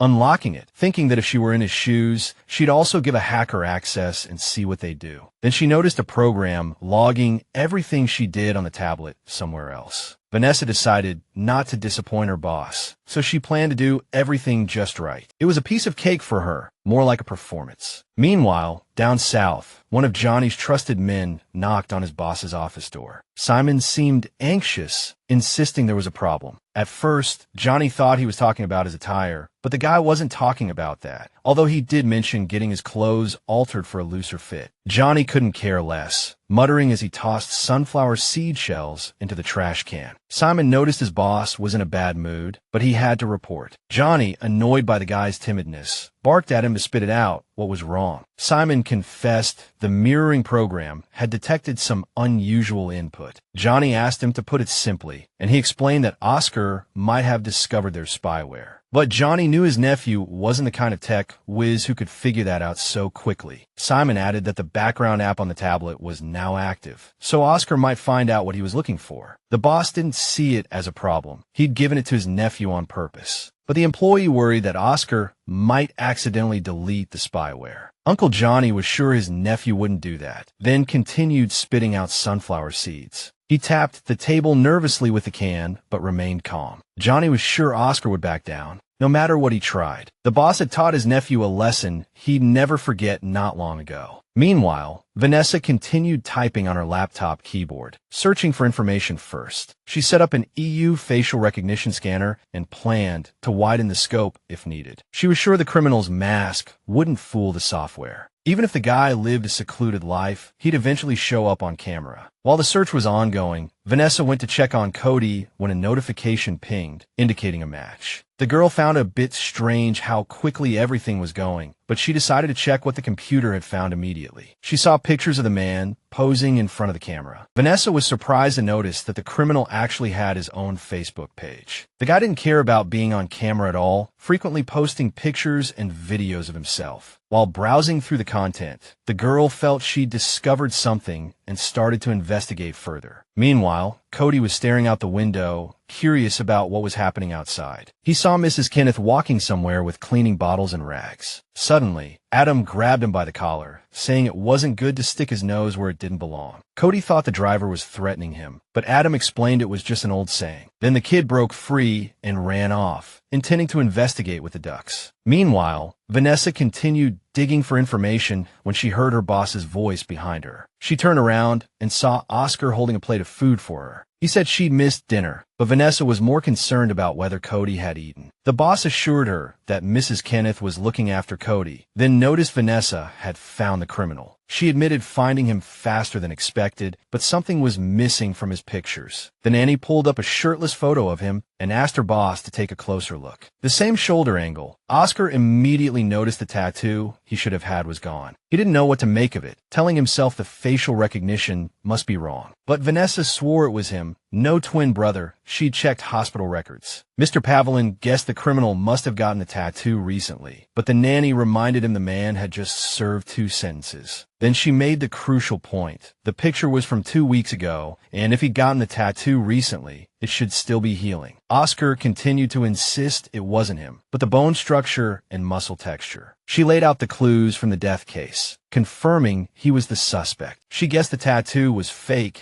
The criminal knew he'd be caught on camera, so he orchestrated all of this to cover his tracks. He moved his head, but not his shoulders, as if deliberately showing the tattoo. It was at this moment Pavelin understood someone was intentionally leading him towards a gang. But Vanessa discovered more than that. She told him a man was born in Tijuana, northern Mexico. Oscar suddenly felt a chill. This was the Mexican cartel he almost closed the deal with. Now he felt incredibly angry. He saw them as treacherous scum, not to be trusted for a second. Then he asked Vanessa to track the man's location. It was a piece of cake for her. Meanwhile, Mr. Pavlin was pleased with his decision to hire the girl. Vanessa didn't quite understand what her boss meant and hoped he would be more explicit. He remained silent, only thanking her and asking her to inform him when she was done. She continued to question Oscar, who finally admitted that his judgment of her abilities was accurate, which was supposed to be a compliment. She retorted that she only accepted the job because the supervisor said he highly recommended her. Vanessa started to question him about why he chose her, but he told her to use her brain. Then she got to the point. He recently accused her of lying, even though he was fully aware of her capabilities. Oscar explained that her resume happened to highlight her computer skills. Vanessa held her head in her hands. Somehow her boss had discovered she was a hacker and forced her to admit it. Her resume only listed skills in cybersecurity. Suddenly she understood. Oscar hired her to enhance the technical capabilities of his criminal group. Their conversation was interrupted by Cody bursting in, demanding an explanation. The child wanted to know what was going on, but the adults swore nothing bad was happening. Cody didn't believe them and angrily threw his rubber duck on the floor. He kept asking why Adam wouldn't let him go outside, while the maid was walking towards the main door with a bottle of bleach. And now there were 2 security guards at the back door of the house instead of 1, which hadn't been the case before. Cody also noticed the 2 of them whispering and demanded they explain everything to him again. Oscar explained that Adam was just ensuring his safety and the other guard was in training. Also, Mrs. Kenneth had been cleaning, and he discussed Vanessa's duties with her once more. Vanessa understood everything her boss said, but didn't like the way he talked about her. But Mr. Pavlin had already picked up his son, adding that the nanny's primary responsibility was to protect him. Then Oscar turned to the nanny, asking her to confirm everything he had told his son. Vanessa remembered Barbara's instructions, that she must first take care of and protect the child, obey her boss, and now, no matter how much she wanted to add, she remembered not to violate the contract. And if Cody was threatened, she had to take action. At this moment, she confirmed her boss's words. Vanessa had to protect the boy, even if doing so would help his father. Of course, the current situation wasn't entirely satisfactory to her, but she thought of Cody first, and the elite nanny was prepared to do everything in her power to protect him from any harm. Now she tried to ignore the fact that Oscar might be taking advantage of the situation. Alone, she went back to work, busy at her laptop until late at night. When everything was ready, she went to her boss's office and knocked softly. He didn't keep her waiting long. The door opened immediately, and he asked her what she had found. The nanny reported that all the locations where the criminal had appeared were not connected to his residence or legitimate businesses. Mr. Pavlin found this suspicious. He was already planning something. You could see him still thinking. He knew the Mexicans would have a headache because of this and would forget about his family. Oscar walked towards his investigation board, although the nanny would have preferred to remain ignorant of the details. After making a few marks on the map, the boss asked the girl if there was anything else. Vanessa wanted to discuss Cody's art class the next day with him. She believed the child had a talent that needed to be nurtured, so Oscar decided to have Adam go with them in advance. Vanessa had wanted to take the train, but Mr. Pavlin insisted on his decision. After she left, the boss noticed that she was starting to soften towards him, but he needed the girl, so he ignored her mood swings and stayed focused. And he couldn't allow himself to be distracted from the main task. He added a few more marks to the map. The next morning, Vanessa went to the kitchen to cut apples for the young master. Soon Mr. Pavlin appeared, wanting to ask Mrs. Kenneth to make him coffee, but she wasn't there. Vanessa had already taken over the kitchen and decided to make him a drink. While she made coffee, Vanessa told Oscar some news. A hot topic online today. Mexicans had discovered a missing weapons cache last night, losing nearly $1 million worth of merchandise. Oscar gave a cryptic smile, already guessing she wouldn't care about this sort of thing, but quickly assured the nanny that it wasn't his doing. He had absolutely no involvement. Noticing her disbelief, he explained that he didn't have enough manpower to pull off something like that. She thought it sounded reasonable, but remained suspicious. Then, while sipping his freshly brewed coffee, Oscar admitted he had Mrs. Ivanov's phone number. This confession took Vanessa by surprise. She had heard all sorts of rumors about the old woman. Mrs. Ivanov was more than just an old woman. She ran all of the organization's operations in Western Europe. Mr. Pavlin also told the nanny that Russians took tattoos very seriously. After finishing his coffee, Oscar left the kitchen, wishing Cody good luck in his art class. Now alone, Vanessa began to consider that the man had far more connections than she had imagined. Later, the nanny drove Cody to the building, despite him finding it pointless, believing he could draw just as well at home. She, however, wanted him to make some new friends. Cody felt he didn't need friends at all, but Vanessa kept encouraging him to give it a try. Soon, they were surrounded by onlookers, all admiring the boy's attire. They judged from her uniform that the girl was British, possibly sent there on purpose. Vanessa told the boy to be polite to everyone, even though he believed the world wouldn't return the courtesy. The girl even wondered if doing this would doom the innocent child to meet him. As soon as Cody entered the group of children, they immediately started asking who he was and whether he was going to church or a party. He figured the kids were just judging by his attire, but hey, suits weren't just for parties. Then he proudly declared he wore a suit to uphold the Pavlin family honor. At that moment, another child, Clark, walked over and told the others to leave the newcomer alone. He handed Cody an apron and told him to put it on so he wouldn't get his clothes dirty. Cody looked over Clark's outfit, guessing his father was a sailor. Clark denied it, saying his father was a dentist and one of the best. Cody then asked how the kids supported his father's business. Clark grinned, admitting he was good at cleaning teeth. Meanwhile, the teacher told the children to draw something for their parents today. After class, Cody met up with the nanny again, and she immediately started asking about his first lesson. The boy just grumbled that he had to come back next week. He said Clark needed to work on his shading, implying he might be colorblind. In the car, Adam, the driver, started asking the boy what he drew,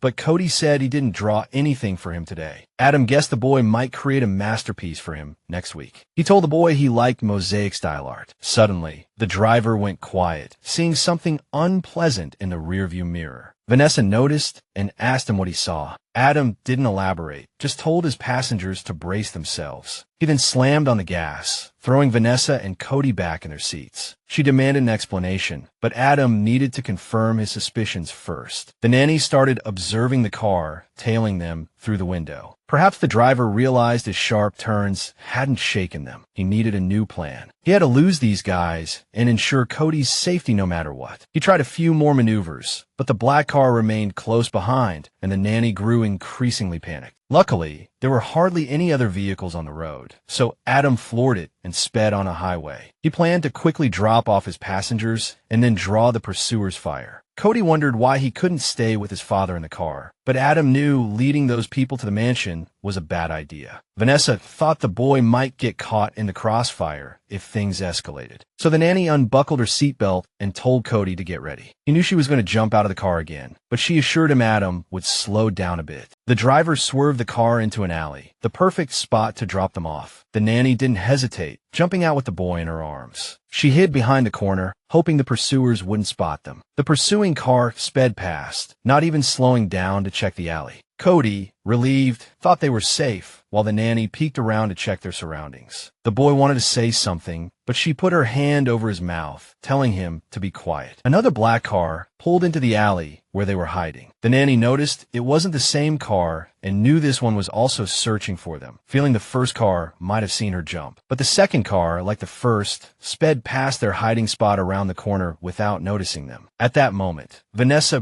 breathed a sigh of relief. They hadn't been discovered yet. Then she released Cody's mouth, and he asked who it was, but the nanny didn't know either. However, Vanessa already had a pretty good idea of who was after them. She grabbed the child's hand and suggested they go home immediately, already planning a safe route. Meanwhile, Mr. Pavlin was giving orders to the guards about the next course of action. He soon spotted the nanny and his son walking towards the nearby house. As soon as the child saw his father, he ran towards him, unceremoniously pushing Vanessa aside. Oscar noticed his son was a little shaken and pulled him close, asking if he was all right. Adam had already briefed his boss earlier, but he still wanted to hear what happened next. She admitted there was indeed a second car, but they managed to lose it and hadn't encountered any further trouble. However, Cody mentioned seeing their neighbor's lawn covered in garden gnomes, which he found particularly creepy. Oscar realized the gnomes had frightened the child more than the chase, so he told him to go inside and change his clothes. Vanessa walked up to her boss and said that this time it was real. Mr. Pavelin had made enemies. She noticed that although Oscar was reluctant to admit it, he felt guilty. Mr. Pavelin then decided to tighten security, while the nanny planned to cancel Cody's art class for the day. Now all the girl could do was minimize the damage. What's done is done. Cody returned, having completely forgotten to give his father something. The child had drawn a picture for him and couldn't wait to show off his masterpiece. It was a portrait of Cody's mother, and Oscar noted it was remarkably good, a strong likeness to his wife. Then the boy turned to the nanny and promised to draw one for her next week too. The woman was about to explain that he wouldn't be going to class next week, but Oscar placed a hand on her shoulder, silently signaling her not to say anything. Pavelin wanted to hang the drawing in his office, and Cody decided to find a frame for it. When the boy left again, Oscar turned to the nanny and told her not to cancel the class, just to stick close to his son. Of course, although the woman wanted to argue, she couldn't object. She just wanted the boy to be safe. Then she went about her business, while Mr. Pavelin prepared to make a call, dialing his uncle's number. Oscar waited for the call to connect, ready to speak. Johnny was a little surprised by his nephew's sudden call, but he knew the boy needed help. He asked his uncle to send Nick and Anna, even though they had previously agreed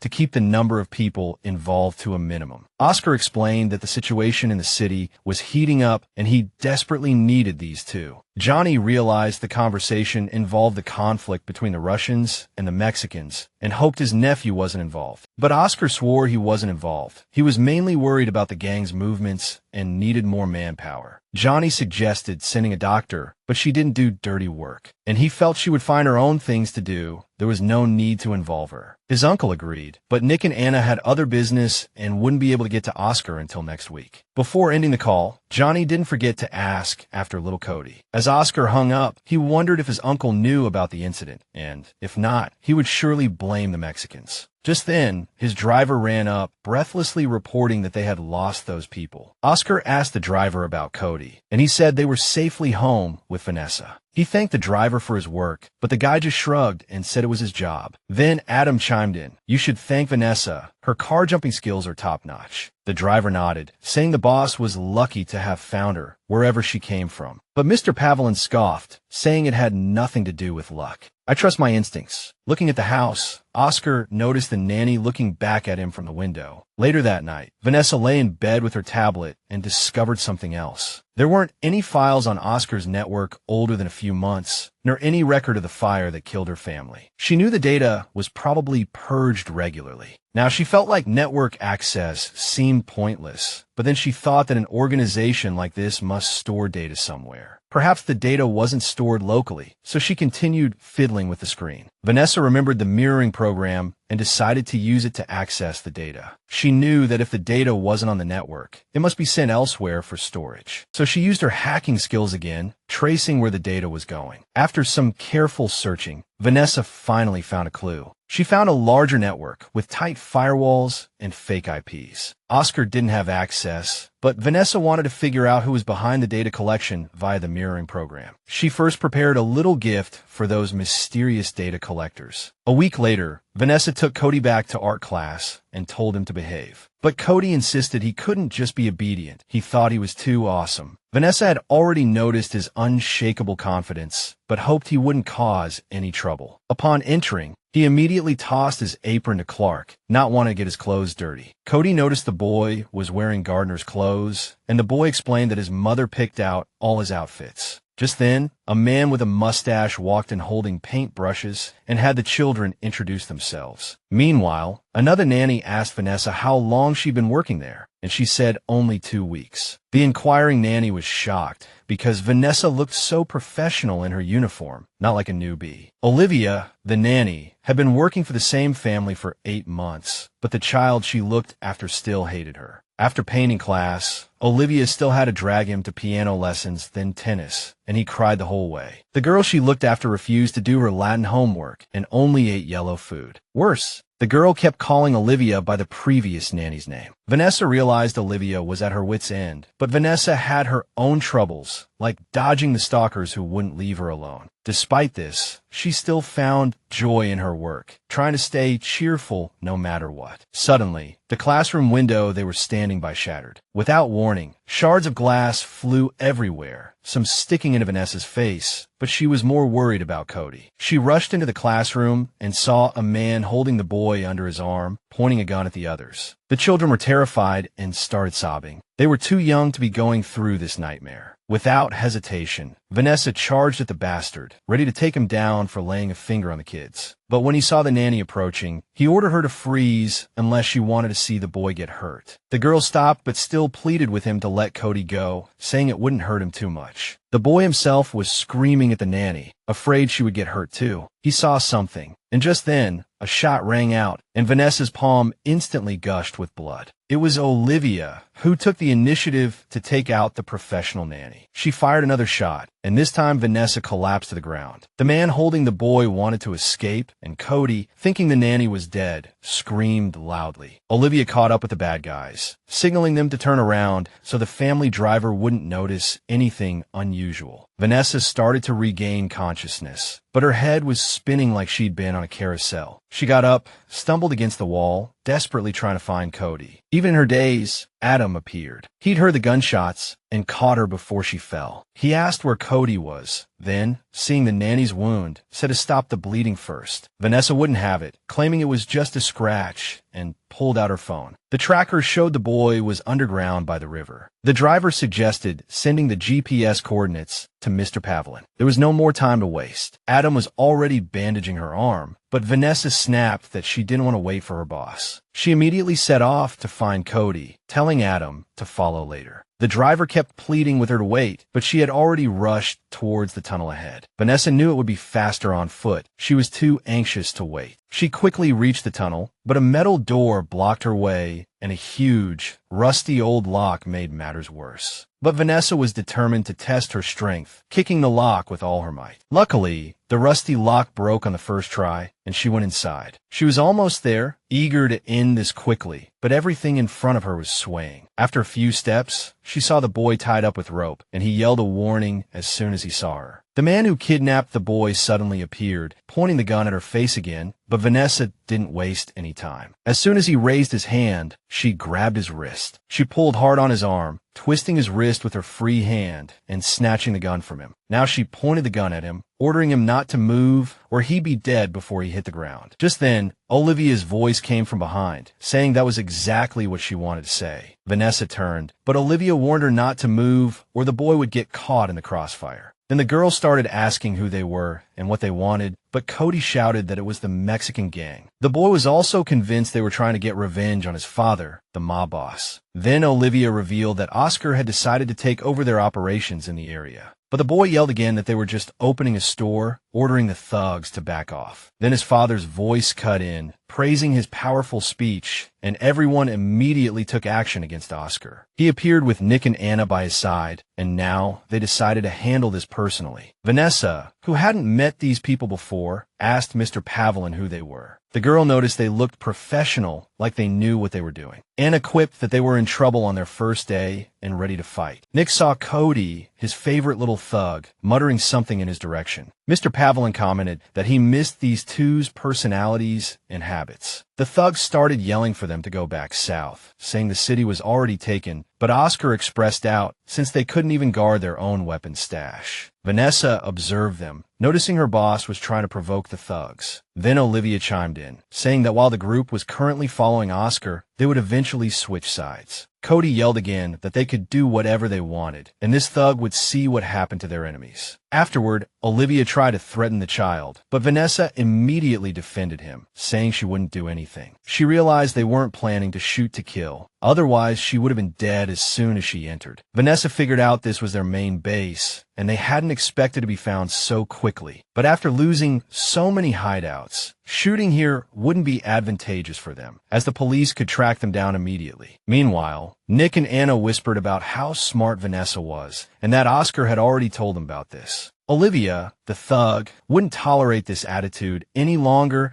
and ordered the nanny to shut up. Mr. Pavelin, who had been observing the conversation, decided to make a suggestion. He suggested they avoid using pistols and settle things like civilized gangsters. Nick noted they were only 4 against 8 with an injured nanny. Anna even called it cowardly, but Olivia, not wanting to appear foolish, demanded they drop their weapons first. Vanessa thought it was better to do so under the circumstances, as she didn't want Cody to get hurt. Mr. Pavelin holstered his pistol and put on the safety. The child kidnappers were confident they could subdue these people barehanded. Olivia immediately ordered the others to take them down quickly, and they jumped into the fight. Meanwhile, determined to keep Cody safe, Vanessa scooped him up again and jumped to safety. As she shielded the boy, the others engaged in an all-out brawl. Mr. Pavelin and Anna delivered powerful opening blows, giving their opponents no chance to recover. Nick, equally agile, expertly countered Olivia's gangster moves. Just then, a member of the Mexican gang charged towards Vanessa, and despite her injury, she prepared to fight back. As he got close, she kicked him hard in the abdomen, sending him sprawling to the ground. But knowing that wasn't enough, she stomped on his chest, pinning him down with her full weight. Meanwhile, Oscar and his men were dealing with the remaining thugs, who, although strong, were no match for them. Vanessa decided the safest course of action was to get Cody out quickly, and she immediately put him on her back. Just then, another thug flew past her face, having just been knocked down by Nick. Before Vanessa could reach the exit, every member of the Mexican gang was down and incapacitated. Cody jumped off her back and ran to his father, still excitedly talking about how quickly his father had taken him down. At that moment, Nick approached Vanessa, impressed that a nanny could do that. Meanwhile, Anna, still feeling like she recognized the girl, asked if she had ever been to Buffalo. Vanessa tried to answer, but just then she collapsed, Nick catching her just in time. He realized the girl had lost too much blood. Oscar gave orders to take the thugs to the stables, leaving the task to his assistants. He picked up Vanessa, insisting on taking her to the car himself. He really hoped the girl would get some proper rest. After all, he could see she had done more than enough. Completely exhausted, the nanny couldn't argue with her boss's demand. When she opened her eyes again, she found herself lying in bed, her arm and head bandaged. Her whole body ached. When Nick appeared, he explained that Anna had stitched up her arm wound, but she wasn't a doctor. The girl didn't know who Anna was, so he explained that she was his partner, then introduced himself. He already knew from Oscar who Vanessa was, the one who could hotwire cars and stop bullets. She figured it was just her job, just like his, but Nick wasn't sure their jobs were the same. He was there to warn her that she needed to rest for at least a day. Vanessa was still worried about Cody, but he was watching TV with his father. As Nick left, she realized Oscar had tightened security, and from the looks of it, he seemed to know these people well. The nanny was a bit restless about being bedridden, but she wasn't going to waste any time. She picked up her tablet and tried again to access the entire database using the mirroring program. She quickly discovered an entire network of devices, including security cameras and personal computers. There were dozens of accounts, and she eventually traced them to the main compound down south. But she still wondered where they kept the data, realizing it was likely a remote archive. Vanessa typed Albuquerque into the search bar and started digging deeper. She almost immediately noticed over 200 files in the archive, crammed with all sorts of content, all about horse racing, jewelry, gambling, and other shady dealings. These files held decades of transactions, and as Vanessa looked at it all, she came to a realization. Her parents were mobsters too, a discovery that didn't sit well with her. She had already suspected her parents were criminals, likely laundering money. They laundered money through casinos and horse races, then sold the jewelry on the black market. But at some point, their whole operation went south, with some serious consequences. Vanessa decided to narrow down her search to find the information she needed faster. Suddenly, the screen went black and a warning sign flashed. She realized someone had cut off her internet connection, but who and why remained a mystery. She suspected it might be a hack and decided to take Oscar's cybersecurity advice seriously. Meanwhile, In Albuquerque, a man surrounded by monitors noticed her hacking attempt, a skillful move. It was Simon, and he was curious what the hacker was looking for and how they got into the house. Vanessa, the hacker, finished her work and ran into Julia. She asked where Oscar's new people were. Julia said they were in the kitchen. Nick and Anna were discussing their next move when the nanny walked in. Anna was a bit surprised she was up so early, especially considering her injury. But she couldn't wait to thank them, as Cody could have been seriously hurt without their help. The nanny also thanked them for helping with her shoulder, but Anna assured her that's exactly why they were there. Nick added that they were figuring out how to prevent something similar from happening again. Vanessa admitted that it was a mistake for her to go back to art class, as they were clearly being followed. So she expected a trap, which bothered her. The nanny didn't want to be so predictable anymore, but Anna quickly explained that it was Mr. Pavelin who decided to continue the classes. Nick added that now that they were here, Vanessa didn't have to be on guard all the time. Afterward, Vanessa asked how long they had been working for Mr. Pavelin. Anna immediately revealed that they were a team even before he became the Godfather's right-hand man. Nick added that Oscar made them his representatives before being sent to Chicago. Vanessa was a bit shocked when they said Mr. Pavelin had only been the underboss for a year. Vanessa remembered that around this time, his wife disappeared, and shortly after, he was promoted to underboss. The nanny found this coincidence strange, but Anna told her to drop the subject. Looking at their reaction, Vanessa knew they were hiding something from her. So she started to ask why the underboss was only in charge of such a small team. But she didn't finish her question before she noticed something in the cupboard. She walked over to the slightly open cupboard door, realizing it wasn't left ajar by accident. Vanessa quickly changed the subject, apologizing to Anna and Nick for her absurd theories, and then said she still had to make Cody his eggplant breakfast. A child's voice immediately complained about the food from inside the cupboard, confirming her suspicions. Vanessa yanked the cupboard door open and waved at the boy. Cody, squeezed between the dishes, knew his eavesdropping scheme had been exposed. The next second, the child lost his balance and tumbled out. Anna said they should leave. Nick smirked at the boy as he left, teasing him about his inadequate eavesdropping skills. When Vanessa and Cody were alone, she scolded him for eavesdropping, but Cody argued that he already knew what they were talking about. This surprised her a little. Then Cody confessed that last year, some bad guys showed up and took his mom. The boy's dad decided to become a right-hand man to become stronger, find her, and rescue her. Both the child and his dad missed Mrs. Pavelin terribly. Oscar couldn't trust the police to find her, but no matter how hard he searched, he found nothing, and it really hurt him. Cody said his dad and his men only found her ring, and then he started to cry. The girl felt sorry for the child, gave him a hug, and told him it would feel better to cry it out. But Cody thought he was a big boy now, and big boys don't cry, so he wiped his tears and pulled himself together. Mr. Pavelin also told his son they were coming for him next, but the nanny assured him that wouldn't happen. The child didn't believe her. Vanessa didn't know those people, and she couldn't stop them, as bad things kept happening to them. Cody decided he had to be stronger than any hardship they faced. Vanessa was struck by the little boy's logic, realizing the heavy burden he carried. Cody, too, hoped to one day be a valuable asset to the Dawn organization and find the people who took his mother. He wanted to teach those people a lesson, so they wouldn't dare take anyone's mother ever again. Just then, Vanessa remembered Mr. Pavelin starting to talk about a mission for Cody one evening. But Oscar never finished that conversation, and now Vanessa was finally starting to understand what he meant. Vanessa knew this would be harder than anyone could imagine. Meanwhile, in Albuquerque, Simon sprang into action as soon as he discovered the system breach. To figure out how to fix this mess, he went straight to Dr. Wanda's room, knocking on the door hoping she was inside. Wanda was indeed home and opened the door a moment later, asking him directly what he wanted. But Simon was looking for the boss, who he suspected might be with Dr. Wanda at that moment. She offered to check if the boss was there, but Simon didn't want to see whatever stomach-churning scene might be unfolding. Just then,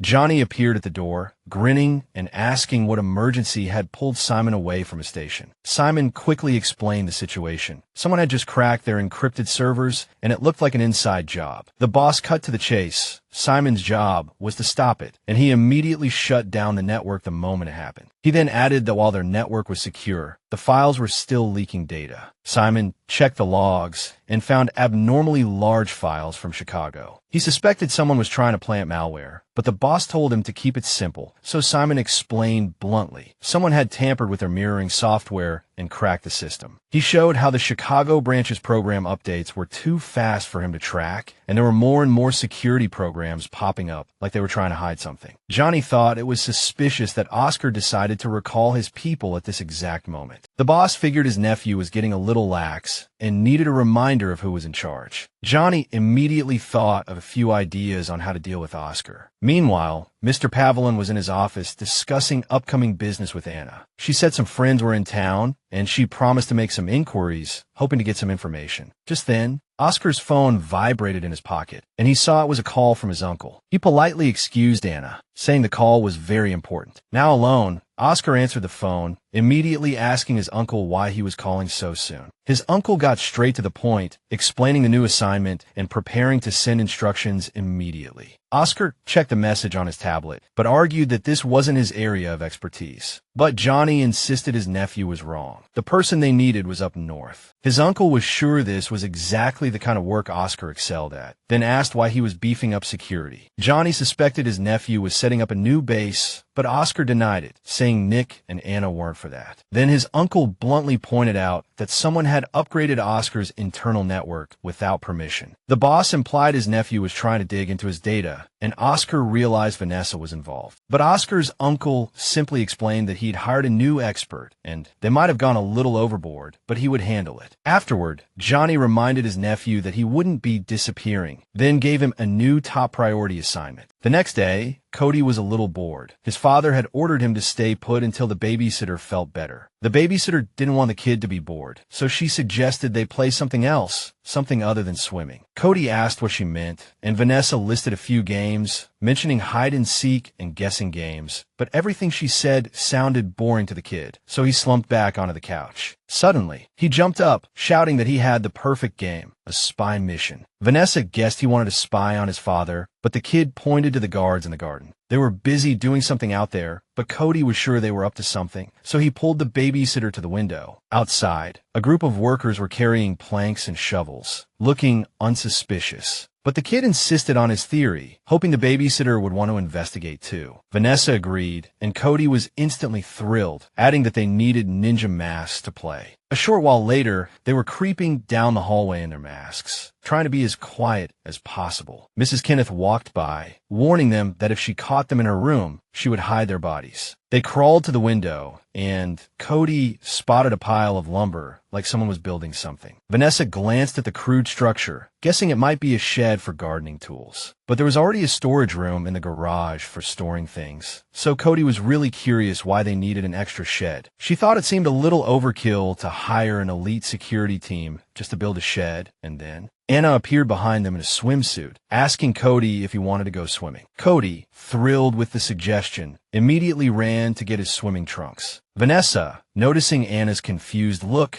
tried to explain that she was just joking with Cody, but Anna simply told the nanny to mind her own business. Anna then told Vanessa that Oscar wanted to see her, saying she would look after Cody for a while. Not wanting to keep Mr. Pavelin waiting, she quickly knocked on his office door. He immediately opened the door and let her in, his politeness making her slightly uncomfortable. Oscar first inquired about her shoulder, and she said it was nothing serious. The bullet hadn't hit any bones. He then thanked her for keeping her promise to protect Cody, even if it meant risking her life. But the truth was, she had acted purely on instinct, without a moment's hesitation, because Cody was a child first and foremost. Vanessa, feeling the conversation was getting too formal, cut to the chase. "What is it, boss?" Oscar didn't beat around the bush either. He needed her to track someone down as soon as possible. Vanessa immediately assumed there was a new threat and glanced out the window towards Cody by the pool. This time, Mr. Pavelin said it wasn't about his son. He needed to track a specific person and handed the nanny a photograph. Vanessa scrutinized the face in the photo, noticing a slight resemblance to Oscar. It was his cousin. Mr. Pavelin believed he was dangerous now and added that it had nothing to do with Cody. He was simply asking for her help, even though she had sworn to herself not to help unless it directly concerned the boy. But seeing her boss's expression, she could sense his genuine worry. so Vanessa agreed, on the condition that this would be the only time. That was enough for Mr. Pavelin, who immediately thanked her sincerely. Later, Vanessa rejoined Cody, this time conducting a small volcano experiment. Cody asked why it exploded, and the nanny explained it was due to the right combination of chemical reactions. Cody joked that it reminded him of Nick and Anna, who he felt were also quite explosive. Nick and Oscar walked in, Nick quipping that he could cause trouble even without a partner. Mr. Pavelin was about to leave, but he needed to speak with Vanessa first. Vanessa immediately understood what he wanted, took off her rubber gloves, and pulled a small slip of paper from her pocket, handing it to Oscar and indicating it contained the information he needed. She mentioned the guy was currently in St. Louis. The boss expressed his gratitude for the information and yelled to Nick to pack his bags immediately. 10 minutes, no excuses. Oscar leaned down and whispered to his son that he'd be back before he woke up tomorrow. The boy asked what was so important about St. Louis, and his dad just said not to blow up the house. Cody quipped that maybe just the kitchen. His dad added to ask Mrs. Kenneth first and to stay away from the construction zone.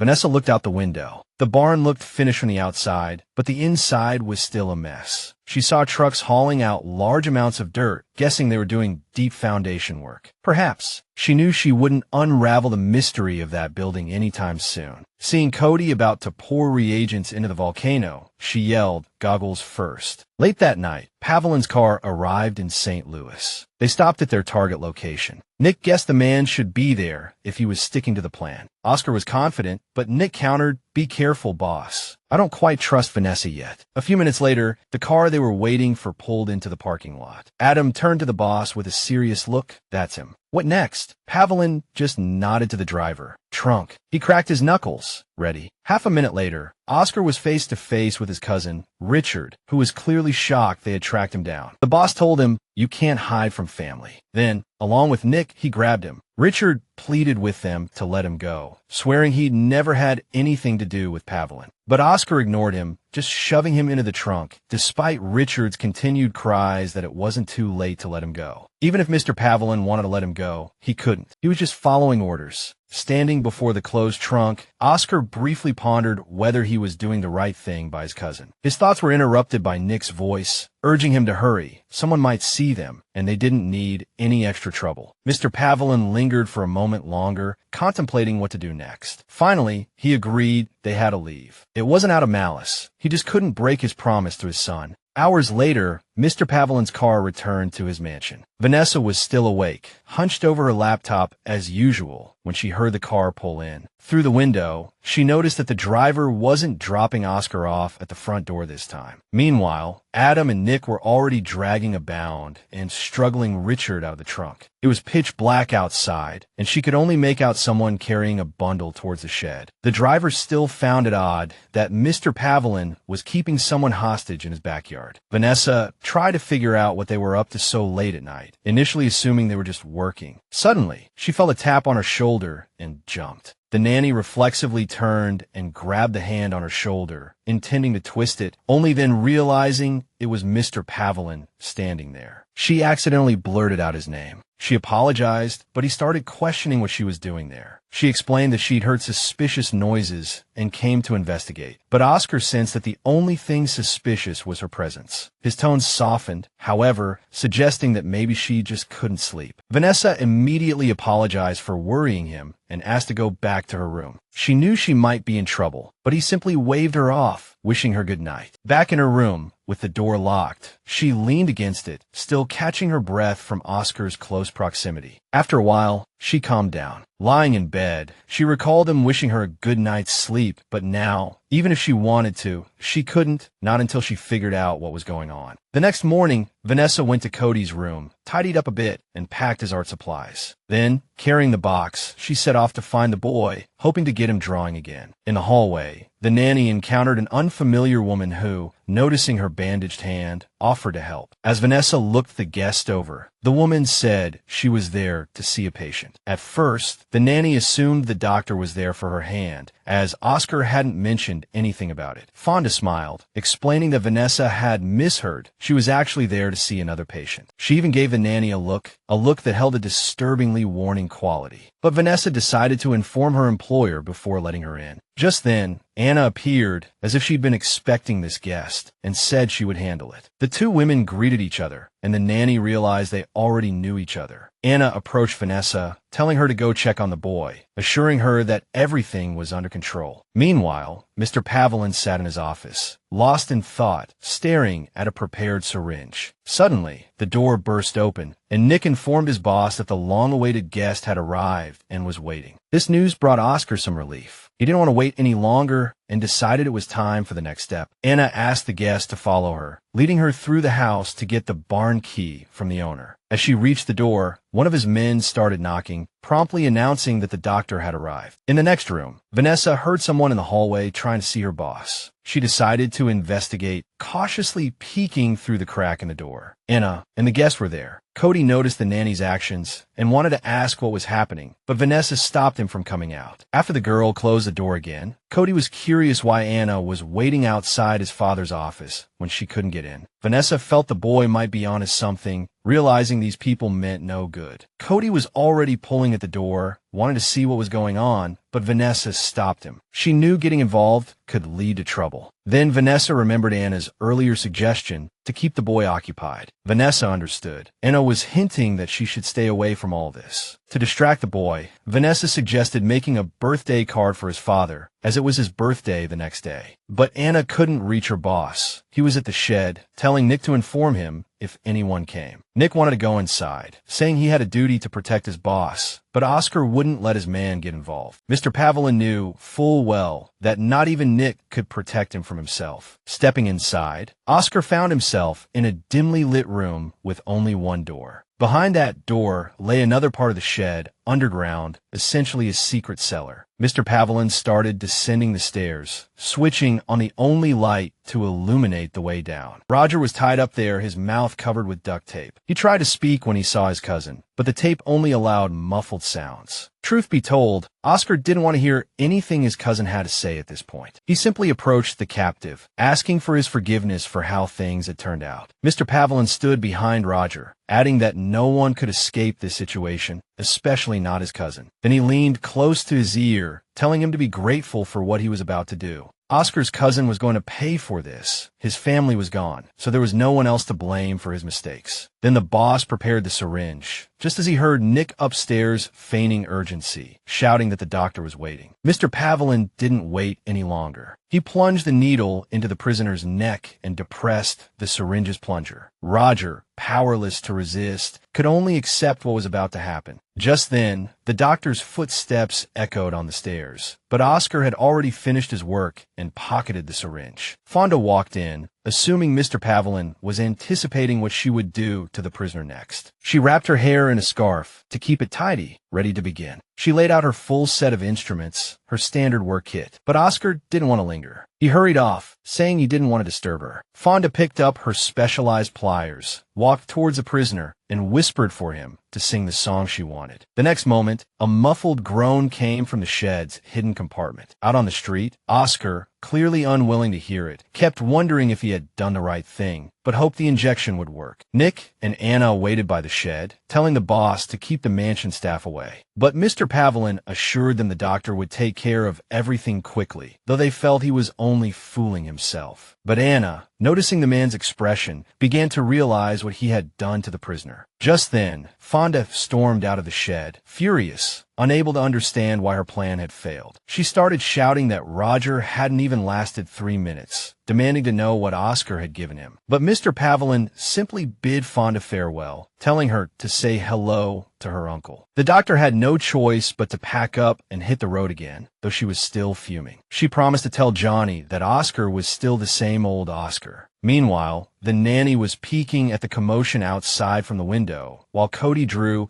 constantly coming up with new creative ideas. Soon, Vanessa noticed the doctor hadn't stayed long in the shed and left the mansion in a gloomy mood. But that wasn't all that puzzled the nanny. She noticed a significant amount of blood on Fonda's white coat. Vanessa began to suspect something bad had happened in the shed, but this time she decided not to interfere. However, curiosity got the better of her. That night, when she was alone in her room, she decided to check the tablet, even though she knew it might get her into trouble. Vanessa decided to check the security cameras. She started from the moment Mr. Pavelin's car returned to the estate the previous day. In the black and white footage, the girl could make out Adam and Nick. They were dragging something heavy. Looking closer, a chill ran down Vanessa's spine as she realized a body was wrapped in the blanket. It was late, and the garden was pitch black, so she couldn't see what happened next. But Vanessa knew the cameras were multispectral and figured they could help her see. Switching to infrared, she saw the two men dragging a living person. But then she realized that the person was alive then, and now their fate was a mystery. She remembered the doctor leaving after lunch, so they might have moved the body again tonight. Vanessa found the security footage from an hour ago. Adam and Nick were indeed carrying the large bundle again. This time, the sensors only detected 2 heat signatures. Things clearly hadn't ended well. She was terrified that her boss was involved in these things. Now he wasn't just her employer, but something far worse. Vanessa knew all 3 men were seasoned criminals, for whom killing was as easy as cracking a nut. These thoughts warred in her mind, but she still clung to the hope that maybe things weren't as bad as they seemed. Then she remembered how she had recently provided Pavelin with information about his cousin. Later, they brought back a living man, and shortly after, they carried out a corpse. Now she knew they had killed Roger, and she was the one who had led them to him. The girl was now suffocating under the weight of guilt and fear. She had helped them commit a crime. The next day, Vanessa started considering breaking her contract and leaving. But she couldn't face Barbara, the woman who had placed all her hopes in her and loved her deeply. She couldn't stay in that house any longer either, so she took out her phone and dialed the number of the director of the daycare center. Barbara answered immediately. She sensed the hesitation in her student's voice. Something was clearly wrong. The director suggested sending another nanny to the mansion, but Vanessa objected. She asked what would happen if she broke her contract early, secretly hoping they wouldn't send another nanny there. Barbara explained that if their agency couldn't find a valid reason, reaching a settlement with the employer was almost impossible. But the director truly understood her student's distress and wanted to help her. She also told Vanessa that if she wanted to go home, no agreement could stop her. Vanessa had hoped to keep her work and private life separate, but it was proving too difficult. She was in too deep. Barbara initially thought Vanessa was putting the child in danger, but that wasn't her intention at all. She didn't confess to the murder, but explained that her actions were making her job more dangerous. The director offered to speak with her employer and resolve any issues that were causing distress. Hearing this, Vanessa panicked. She begged Barbara not to. The director told the young woman to think it over and let her know her decision tomorrow. She would accept whatever choice Vanessa made. She added that everyone at the daycare missed her. After the call, the nanny went to the kitchen where Mrs. Kenneth was already ordering Julia around. Seeing Vanessa's pale face, she told her to cheer up and stop moping. She explained that these were birthday preparations, with family arriving from all over the world. Vanessa offered to help, but Mrs. Kenneth just told her to keep the child away from the chaos. Then, she suggested Vanessa find a way to cover her dark circles, lest anyone think they were overworking her. Later, Vanessa found Cody drawing a picture of his dad wearing a hat and suggested adding a beard. She asked Cody what he was most looking forward to, and he said everyone would be there, even Vincent and Lisa. She knew it wasn't just a party. The house would be full of criminals that day. She remembered the night of the fire in the house, a strangely similar feeling. Doubts lingered, and she still had no answers, but a part of her wanted to escape. She looked at the child, her heart sinking. She had promised herself to protect him, but she wondered if staying here would only make things worse. What if her relationship with Cody became a trap Oscar would use against her? Resigning seemed like the wisest choice. As Cody was finishing his drawing, the nanny suggested reading a book. Just then, Mrs. Kenneth came in and told him it was time to get ready for dinner. The child, excited, wanted to go straight to the table, but Vanessa told him to take a bath first and stay clean. But Mrs. Kenneth pushed the nanny aside, saying she would take care of Cody. Vanessa needed to get ready. She argued that she didn't have anything formal to wear, but the maid insisted that a dress had been laid out on her bed. When Vanessa entered the room, she saw the dress laid out, but now wasn't the time for big decisions. The party wouldn't help her think clearly. She picked up the dress and stared at it, a sense of familiarity washing over her. Suddenly, she remembered. It was the same dress she had worn the day her parents died. She shook off the thought, telling herself it was just a dress. Just a normal party. She could handle one night. Tomorrow, she could get away from all of this. Downstairs, Vanessa saw Nick checking the gifts with a device. He said it was better to be safe than sorry, even with family. That's exactly what was making him nervous. Nick told her everyone present had a motive to want Oscar dead. Vanessa knew he wasn't joking.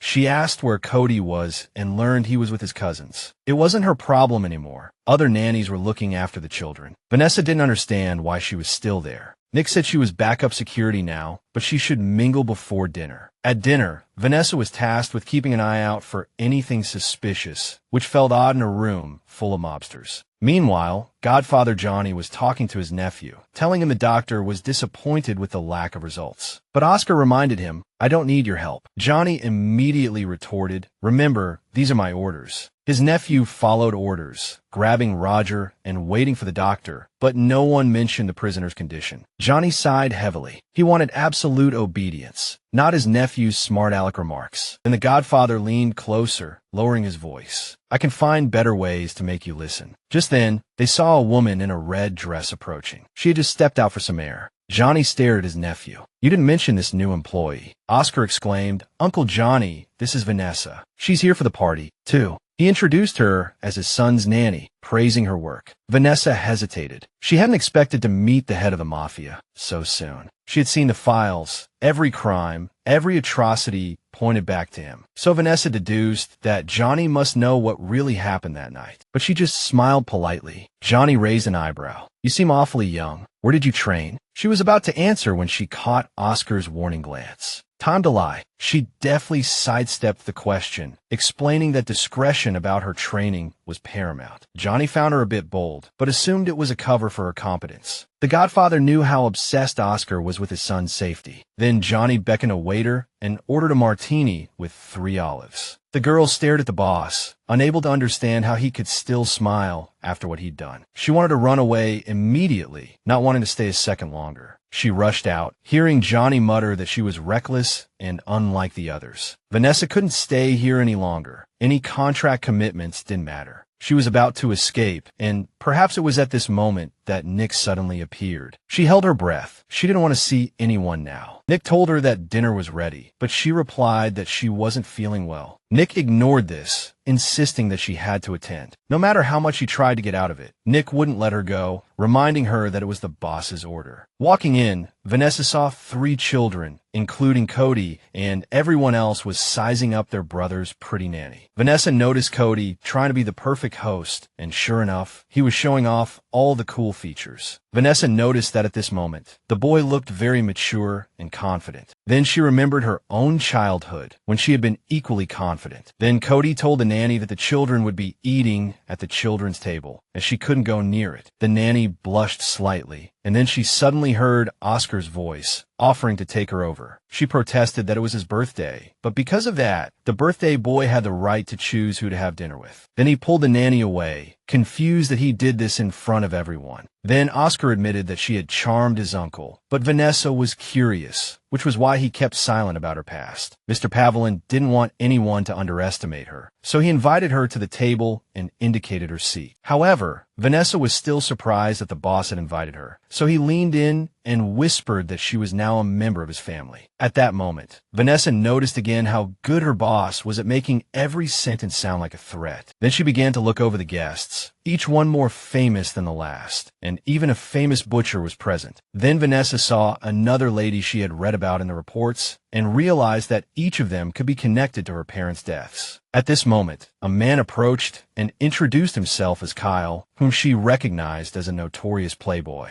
But Vanessa just politely introduced herself, and he immediately said it was the first time he'd seen her. Then Kyle guessed that she worked for the birthday boy, and she confirmed that it was true. The guy noticed she was nervous and told her to relax, saying nobody cared about her. Then, with a sly squint, he added, except for Mr. Pavelin himself. Vanessa glanced at Oscar and found he was still staring at her. Kyle muttered that he couldn't figure out the boss, unsure if he was interested in her or angry, or maybe both. He confessed that they were cousins, sharing the same great-grandmother. Kyle frowned, saying that Roger's brother couldn't make it, but Vanessa shrugged, saying it was work and not her problem. She felt terrible, overwhelmed by these people. She noticed Mr. Pavelin staring at her again, unsure why. She guessed that Oscar suspected she was planning something reckless. The last course arrived, and Kyle invited her to have dessert in the library, but Vanessa declined. The guy finally smiled and said it was nice to meet her. Most of them would be going north soon and could see her often. She forced a smile and said that was great, then rushed out of the room. In the hallway, she ran into Mrs. Kenneth, who asked her to put Cody to bed. Exhausted, Vanessa needed an excuse, so she picked up the child and walked towards his bedroom. Cody hadn't had a chance to try the cupcake, but the nanny promised him he could have the treat for breakfast tomorrow. She knew this might be her last morning with the child. After saying good night to the child, she left his room, her mind immediately flooded with thoughts. Closing the door, Vanessa placed her palm on it and whispered goodbye to the little rascal. Just then, she heard her boss's voice behind her. She had known this moment would come, and she spun around abruptly, but at that moment, she had absolutely no idea what to say to Mr. Pavlin. He said she'd been nervous all evening, and not just him. Everyone had noticed. Although he didn't know what had happened, he told the nanny to fix it because they couldn't show any weakness. But she interrupted him, saying that what was bothering her was that he had lied to her. Oscar curiously asked what he had lied about, and she took this as proof that he had lied to her before. Mr. Pavlin just repeated his question in a stern tone. What exactly had he lied about? And at that moment, Vanessa blurted out that she knew what Oscar had done to his cousin. But she immediately covered her mouth with her hand, terrified that she had said too much, even though she had already planned to resign. Oscar didn't even bother to deny it, just saying that apart from her first sentence, he assured her he had never lied to her. She was furious with her boss because he hadn't even tried to help Roger, even though Roger said he was in danger. But Oscar had never said he would help, so his words weren't deceitful. Vanessa said he'd used her. Although she hadn't wanted to get involved in his affairs, he'd lied to her to get her help. But he'd had no other choice, and he also pointed out that the nanny was lying. When he gave her network access, she promised to only look at the necessary files. But she didn't understand how this was related to what was happening now. Mr. Pavlin explained that when she started investigating, she probably thought no one would find out. Vanessa thought Oscar had discovered her, but it wasn't him. He admitted that someone else was watching him. His uncle didn't trust anyone, and his every move was transmitted to the main computer in Albuquerque. Vanessa realized the mirroring program wasn't aimed at her, but at her boss. Oscar explained that her snooping had given his uncle enough reason to act, and now he was going to teach the traitor a lesson. Now Vanessa understood. Oscar hadn't intentionally killed his cousin. She knew it was all her fault, and she'd been blaming him while he was being punished. Oscar tried to calm her down, but he gave her an ultimatum. Either he continued to keep things from her, or she had to be completely involved in everything he did. Now Vanessa faced a much harder choice, and it terrified her, leaving her unsure what to do. Vanessa didn't understand why she had to make a choice, but it was she who had investigated Oscar's family and hacked into the system. So she started begging her boss for forgiveness, saying she was just curious and never thought anyone would die because of it. The girl broke down crying. She couldn't accept that someone had been hurt because of her. Mr. Pavlin still pointed out that Roger would have become a target sooner or later. He also said that thanks to Oscar, his cousin had a peaceful death. Now, looking at the crying nanny, he even regretted involving her in this. But Vanessa still insisted it was her fault. Oscar then praised her excellent hacking skills, which was why he had specifically asked her to track his cousin's whereabouts. He knew any delay could lead to disaster. His uncle might start to doubt his loyalty. Vanessa just didn't understand why Oscar hadn't fired her outright after she helped him save face. Everyone had their secrets. Her boss not lying to her didn't mean he'd told her everything, but he still trusted her to protect Cody. Then Mr. Pavlin stepped closer, took her hand, and pleaded with her to stay. He admitted he knew she was thinking of leaving, that all of this was too much for her, but he wanted her to stay. Oscar added that both he and the child needed Vanessa. The truth was, even if Cody seemed safe, he wasn't. Vanessa didn't understand how he could be so sure he could convince her. But deep down, she felt her resolve wavering. She pushed Mr. Pavlin away, saying she needed space, and ran off. Oscar didn't chase her. He remained in the hallway, hoping she would make the right choice. Meanwhile, she locked herself in her room, trying to clear her head and figure out what she was doing. Whenever Oscar looked at her with that look, Vanessa felt her mind go blank. She knew he was using her concern for Cody. Over time, she had seen many different sides of him. She remembered how he looked when he was angry, and how he gently leaned over and carefully woken her when she fell asleep on the floor. Then there was that day at the pool. They'd had such a good time together. The memory surfaced again, but whenever Mr. Pavlin whispered menacingly in her ear, that feeling lingered. She couldn't tell which one was the real him, so she tried to imagine what it would be like if all these personalities merged. She also remembered their conversation in the garden, when Oscar was about to reveal his plans for Cody. She remembered him angrily explaining that his father, after losing his wife, couldn't trust anyone, and Mr. Pavelin's worry that his uncle would start to doubt his loyalty. Vanessa felt that Oscar wasn't as in control as he appeared, and that his reasons for choosing her were completely different from what he'd said. She knew she hadn't fully earned his trust, and she had once seen her boss as simply a bad guy, but that wasn't the case. Then she realized she had broken the rule against emotional attachment. But how could she remain emotionally detached when all of this brought back such painful memories? At that moment, she seemed to smell smoke in the air, and then she suddenly realized the terrible truth. The smell of smoke was real, and the house might be on fire. Vanessa's first reaction was to check if little Cody was hurt, but flames were already rising behind the door. She didn't stop, however. She was determined to save the child, while wondering if Oscar would be able to escape. The fire spread quickly, almost reaching her. All possible escape routes were blocked by flames. She didn't flinch, covering her nose with her hand to minimize smoke inhalation, and continued with her plan. She quickly reached the boy's room, where he sat trembling with fear, but the fire hadn't spread there yet. Vanessa swiftly wrapped Cody in a blanket, explaining, "The house is on fire. We have to leave now." Cody wanted to grab his favorite plush duck that had fallen by the corner of his bed, but there was no time. Vanessa, holding the child, rushed down the hallway, trying to find an exit as quickly as possible. But some burning planks collapsed, blocking their path. The charwood had fallen and sealed the passage. Vanessa realized they couldn't escape via the stairs now and had to find another way out. In the distance, she saw the driver shouting through the thick smoke, trying to reach her and Cody. She yelled back, "I have the child. We're going through the window." As they passed Oscar's burning room, the nanny prayed he wasn't inside when the fire started. They soon reached an area untouched by the flames, but the entire room was filled with thick smoke. Vanessa placed the boy beside her. He kept worrying about his father, even though she knew they were trapped. Then the nanny started pushing the balcony door, but for some reason, it was stuck, and she had to use all her strength. With a forceful shove,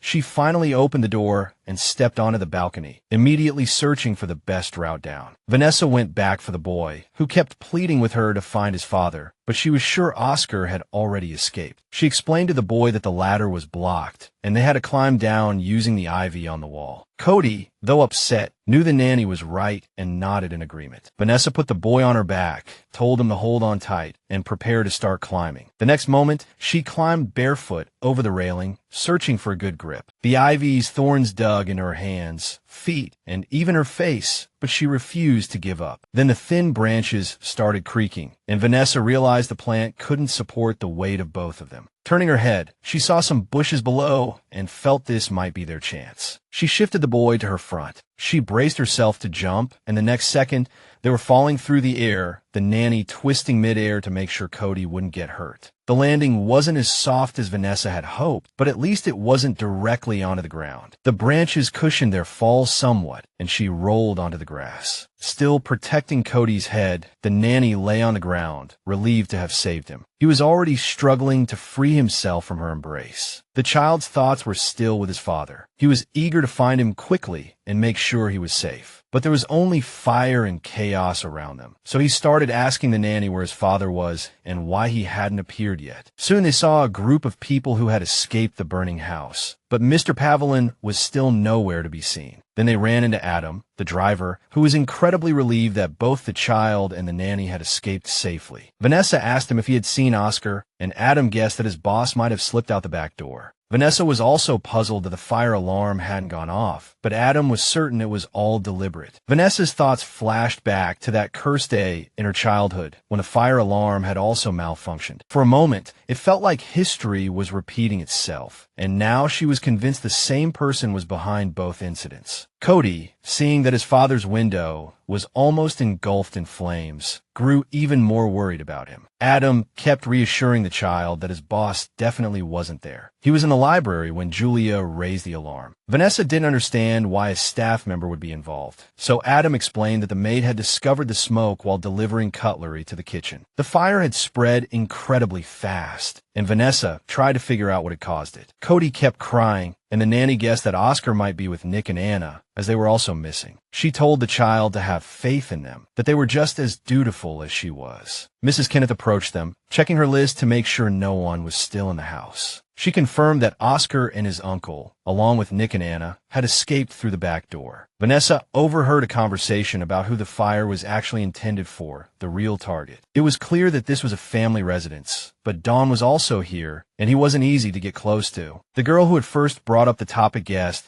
that any one of them could be the arsonist. Then the sirens of the fire trucks wailed, and the driver took charge of opening the gates. Within minutes, the firefighters began hosing down the building with powerful jets of water. Then Kyle appeared, seemingly regretful as he watched the house burn, but indifferent to those who might still be inside. Kyle simply started bragging about how much money he had spent on a gift that Oscar would never open. He also mentioned that his boss was 2 years younger than him, and that his gray hair wasn't due to age, but Cody insisted his father was blonde. Kyle just sneered, implying Oscar wasn't being truthful. This infuriated Cody, who was about to lash out at the jerk when his father's voice cut through, making him instantly forget everything. He was shocked to hear his father's voice, surprised he was even alive. He, his men, and his uncle were making their way through the crowd. Cody ripped off his cloak and ran towards his father. Mr. Pavarone hugged his son tightly, relieved he wasn't hurt. Then Vanessa approached, but he started yelling at her, blaming her for not answering his calls. She didn't understand his outburst. Her phone was still inside the house, and she'd been too busy to even think about it. Just then, Kyle reappeared like a shadow, revealing Vanessa's heroic act of jumping from the second floor with the child in her arms. Realizing he overreacted,